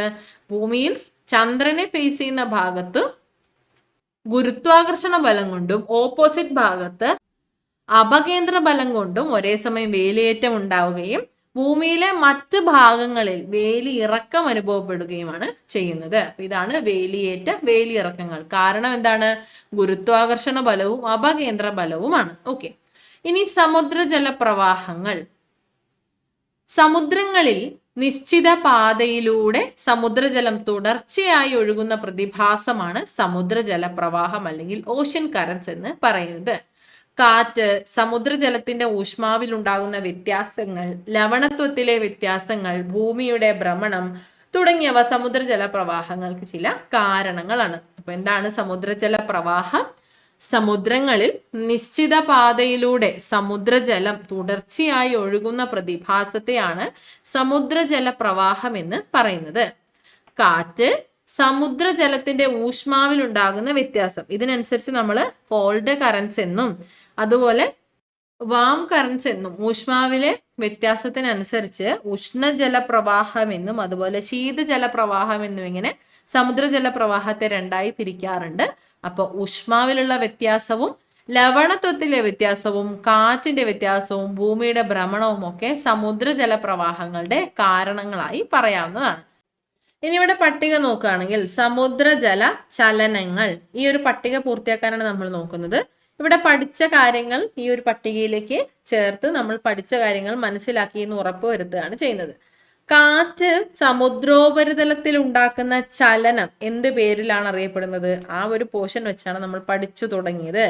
കാറ്റ് സമുദ്രോപരിതലത്തിൽ ഉണ്ടാക്കുന്ന ചലനങ്ങളെയാണ് നമ്മൾ എന്ത് പേരിൽ പറയുന്നത്? തിരമാല എന്ന് പറയുന്നത്. തിരമാല എന്ന് പറയുന്നത്. ഇനി എന്താണ് വേലിയേറ്റവും വേലിയിറക്കവും എന്ന് പറയുന്നത്? സമുദ്ര ജലനിരപ്പ് നിശ്ചിത ഇടവേളകളിൽ ഉയരുകയും താഴുകയും ചെയ്യുന്ന പ്രതിഭാസത്തെ നമ്മൾ വേലിയേറ്റം എന്നും വേലിയിറക്കം എന്നുമാണ് പറയുന്നത്. അപ്പൊ എന്താണ് വേലിയേറ്റം വേലിയിറക്കം നമുക്ക് മനസ്സിലായി. മൂന്നാമത് നമ്മൾ പഠിച്ച സമുദ്രജല ചലനം എന്തായിരുന്നു? സമുദ്രജല പ്രവാഹങ്ങളാണ്. എന്താണ് സമുദ്രജല പ്രവാഹം? സമുദ്രങ്ങളിൽ നിശ്ചിത പാതയിലൂടെ സമുദ്രജലം തുടർച്ചയായി ഒഴുകുന്ന പ്രതിഭാസത്തെയാണ് സമുദ്രജല പ്രവാഹം എന്നതുകൊണ്ട് നമ്മൾ ഉദ്ദേശിക്കുന്നത്. അപ്പൊ 3 സമുദ്രജല ചലനങ്ങൾ നമ്മൾ പഠിച്ചു. പിന്നെ നമ്മൾ നേരത്തെ വായിച്ച അനുഭവക്കുറിപ്പിൽ നിന്ന് നമുക്ക് മനസ്സിലായി കടൽ ജലത്തിന് ഉപ്പുരസമാണെന്നുള്ളതെന്ന്. നമുക്കറിയാവുന്നതാണ്. ഇത്തരത്തിൽ സമുദ്രത്തിന് ഉപ്പുരസം വരുന്നത് എന്തുകൊണ്ടാണ്? എല്ലാ ജലസ്രോതസ്സുകളിൽ നിന്നും ലഭിക്കുന്ന ജലത്തിലും ധാതു ലവണങ്ങൾ അലിഞ്ഞ് ചേർന്നിട്ടുണ്ട് എന്നുള്ളത് നമുക്കറിയാം.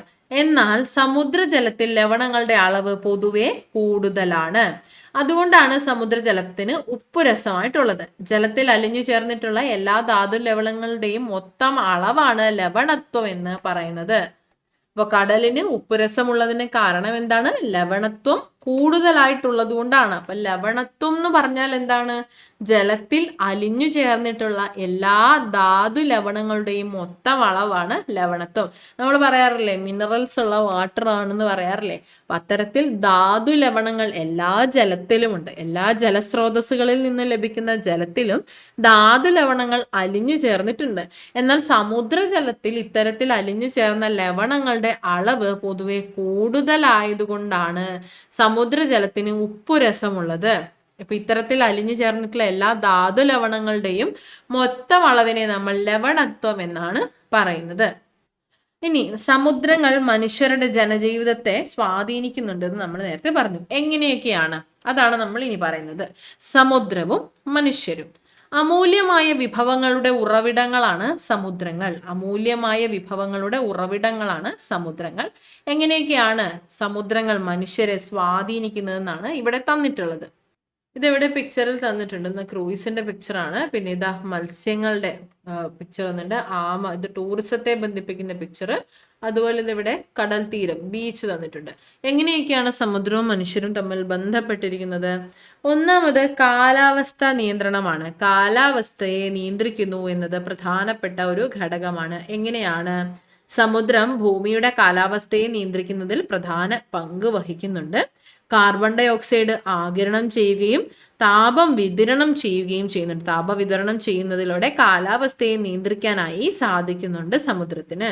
ഇതുകൂടാതെ നമുക്ക് പറയാം ഊർജ സ്രോതസ്സുകളാണ്. തിരമാല ഒരു ഊർജ സ്രോതസ്സാണ്. വേലിയേറ്റ ഊർജം, തിരമാല ഇവയിലൂടെയൊക്കെ സമുദ്രം പുനരുപയോഗിക്കാവുന്ന ഊർജ സ്രോതസ്സുകളുടെ ഉറവിടമായിട്ടാണ് മാറുന്നത്. ഇനി ഇവിടെ മത്സ്യസമ്പത്തിലേക്ക് വരുന്ന സമയത്ത് ഭക്ഷണത്തിനും അതുപോലെ ഉപജീവന മാർഗത്തിനുമായിട്ട് ഒരു കാരണമായിട്ട് സമുദ്രം മാറുന്നുണ്ട്. എങ്ങനെയാണ്? മത്സ്യബന്ധനം എന്നത് ഒരു പ്രധാനപ്പെട്ട ഉപജീവന മാർഗമാണ്. ഒരുപാട് ജനങ്ങളുടെ ഉപജീവന മാർഗമാണ് മത്സ്യബന്ധനം എന്ന് പറയുന്നത്. കൂടാതെ സമുദ്ര വിഭവങ്ങൾ ലോകമെമ്പാടുമുള്ള ദശലക്ഷക്കണക്കിന് ആളുകളുടെ ഭക്ഷണ സ്രോതസ്സുമാണ്. അപ്പൊ കടൽ അത്രയും നമ്മുടെ മനുഷ്യരെ സഹായിക്കാറുണ്ടെന്നുള്ളത് നമുക്ക് മനസ്സിലായി. ഇനി ഇവിടെ നമുക്ക് പറയാൻ പറ്റുന്നത് ഒന്ന് വിനോദസഞ്ചാരമാണ്. വിനോദസഞ്ചാരം ഇവിടെ കണ്ടോ, സ്കൂബ ഡൈവിങ് പോലെയുള്ള പ്രവർത്തികളാണ് നടക്കുന്നത്.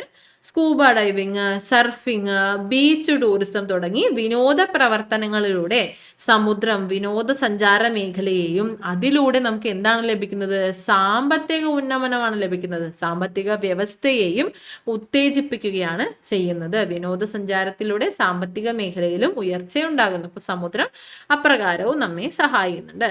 അടുത്ത നമുക്ക് പറയാൻ പറ്റുന്നതാണ് ഗതാഗതവും വ്യാപാരവും എന്നത്. അപ്പൊ ക്രൂയിസ് പിക്ചർ വെച്ച് നമുക്ക് പറയാം, ചരക്ക് നീക്കത്തിനും അതുപോലെ യാത്രയ്ക്കും ഒക്കെ ആയിട്ട് കപ്പലുകൾ ഉപയോഗിക്കുന്നത് കൊണ്ട് തന്നെ സമുദ്രം അന്താരാഷ്ട്ര വ്യാപാരത്തിന്റെ നട്ടെല്ലാണെന്ന് നമുക്ക് പറയാനായി സാധിക്കും. അപ്പൊ ഇത്തരത്തിലെല്ലാം തന്നെ ധാരാളം വഴികളിലൂടെ സമുദ്രം മനുഷ്യരെ സഹായിക്കുന്നു. പ്രാചീന കാലം മുതൽ മനുഷ്യർ സമുദ്രങ്ങളെ ഉപജീവനത്തിനായി ആശ്രയിക്കുന്നു. മത്സ്യസമ്പത്തിനൊപ്പം മൂല്യമേറിയ മറ്റു വിഭവങ്ങളും സമുദ്രം പ്രദാനം ചെയ്യുന്നുണ്ട്. രാജ്യാന്തര വാണിജ്യ ബന്ധങ്ങൾ നിലനിർത്തുന്നതിന് സമുദ്ര ഗതാഗതം സഹായിക്കുന്നു. ആഗോള താപനത്തെ നിയന്ത്രിക്കുന്നതിലും ഓക്സിജൻ ഉൽപ്പാദിപ്പിക്കുന്നതിലും സമുദ്രത്തിന്റെ പങ്ക് വളരെ വലുതാണ്. സമുദ്ര തീരങ്ങൾ പൊതുവെ വിനോദസഞ്ചാര കേന്ദ്രങ്ങൾ കൂടിയാണ്. നമ്മൾ നേരത്തെ ഇവിടെ പറഞ്ഞ പോയിന്റ്സിനെല്ലാം ക്രോഡീകരിച്ചിട്ടുള്ളതാണ് ഇവിടെ തന്നിട്ടുള്ളത്. ഇനി സമുദ്രജല മലിനീകരണം എങ്ങനെ സംഭവിക്കുന്നു, അവയെ എങ്ങനെ തടയാമെന്നുള്ളതാണ് പറയുന്നത്.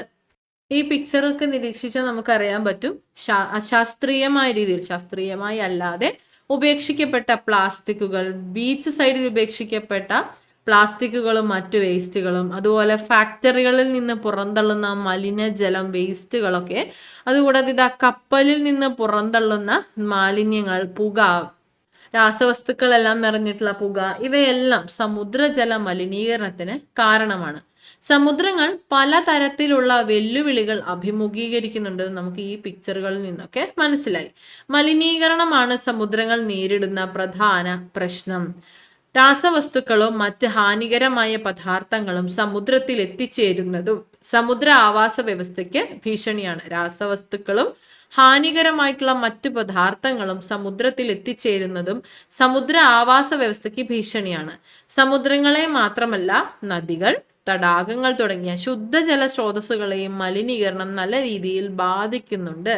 അപ്പൊ ഇത്തരത്തിൽ മലിനീകരണം സംഭവിക്കുന്നത് പ്രശ്നമാണ് എന്നുള്ളത് നമുക്ക് വ്യക്തമായി. സമുദ്രങ്ങളെ മാത്രമല്ല ശുദ്ധജല സ്രോതസ്സുകളെയും മലിനീകരണം ബാധിക്കുന്നുണ്ട് എന്ന് മനസ്സിലായി. അവ തടയപ്പെടേണ്ടത് ആവശ്യകതയാണ്. എങ്ങനെയെല്ലാം സമുദ്രജല സംരക്ഷണങ്ങൾ ഉണ്ടാക്കാം, അല്ലെങ്കിൽ സമുദ്രജല സംരക്ഷണ മാർഗങ്ങൾ ഏതൊക്കെയാണ്? ഒന്നാമതായിട്ട് നമുക്ക് പറയാം, പ്ലാസ്റ്റിക്, രാസവസ്തുക്കൾ മുതലായവ സമുദ്രങ്ങളിലേക്ക് എത്തുന്നത് തടയുക. അതാണ് ഒന്നാമത്തേത്. പ്ലാസ്റ്റിക് അല്ലെങ്കിൽ രാസവസ്തുക്കൾ പോലെയുള്ളവ സമുദ്രങ്ങളിലേക്ക് എത്തുന്നത് തടയുക, തടയാനായി ശ്രമിക്കുക എന്നതാണ് ഒന്നാമതായിട്ട് നമുക്ക് പറയാൻ പറ്റുന്നത്. രണ്ടാമത്, തീരങ്ങളെ മാലിന്യമുക്തമാക്കി സംരക്ഷിക്കുക. തീരങ്ങളെ മാലിന്യമുക്തമാക്കി സംരക്ഷിക്കുക. തീരങ്ങളിൽ നമുക്ക് കാണാൻ പറ്റും പ്ലാസ്റ്റിക് മാലിന്യങ്ങളും അതുപോലെ തന്നെ മറ്റേ സിറിഞ്ച് പോലെയുള്ള മാലിന്യങ്ങളും ഒക്കെ കാണാനായിട്ട് സാധിക്കും, നമ്മൾ കണ്ടിട്ടുള്ളതാണ്. അപ്പൊ അത്തരത്തിലുള്ള മാലിന്യങ്ങളൊക്കെ ഇല്ലാതെയാക്കി തീരങ്ങളെ മാലിന്യമുക്തമാക്കി സംരക്ഷിക്കുക എന്നത് അടുത്തൊരു പോയിന്റാണ്. സമുദ്ര സംരക്ഷണത്തെക്കുറിച്ച് അവബോധം വളർത്തുക. സമുദ്രങ്ങൾ സംരക്ഷിക്കപ്പെടേണ്ടവയാണ് എന്നും സമുദ്രങ്ങളെ നമ്മൾ എത്രത്തോളം ആശ്രയിക്കുന്നു എന്നും അത്തരത്തിലുള്ള സമുദ്രങ്ങളെ മലിനമാക്കുന്നതിലൂടെയും നാശമാക്കുന്നതിലൂടെയും നമുക്ക് എന്തെല്ലാം നഷ്ടങ്ങൾ ഉണ്ടാകുന്നു എന്ന തരത്തിലുള്ള അവബോധം സൃഷ്ടിക്കുക ജനങ്ങളിൽ. അപ്പൊ അത്തരത്തിൽ സമുദ്ര സംരക്ഷണത്തിന്റെ ആവശ്യകത മനസ്സിലാക്കി കൊടുക്കുക. സുസ്ഥിരമല്ലാത്ത മത്സ്യബന്ധനം നിയന്ത്രിക്കുക. മത്സ്യസമ്പത്ത് നമുക്ക് ആവശ്യമാണ്, എങ്കിലേ നമുക്ക് ഉപജീവനമായിട്ടും ഭക്ഷണമായിട്ടും എല്ലാം മത്സ്യസമ്പത്തിനെ ഉപകരിക്കാനായിട്ട് പറ്റുള്ളൂ.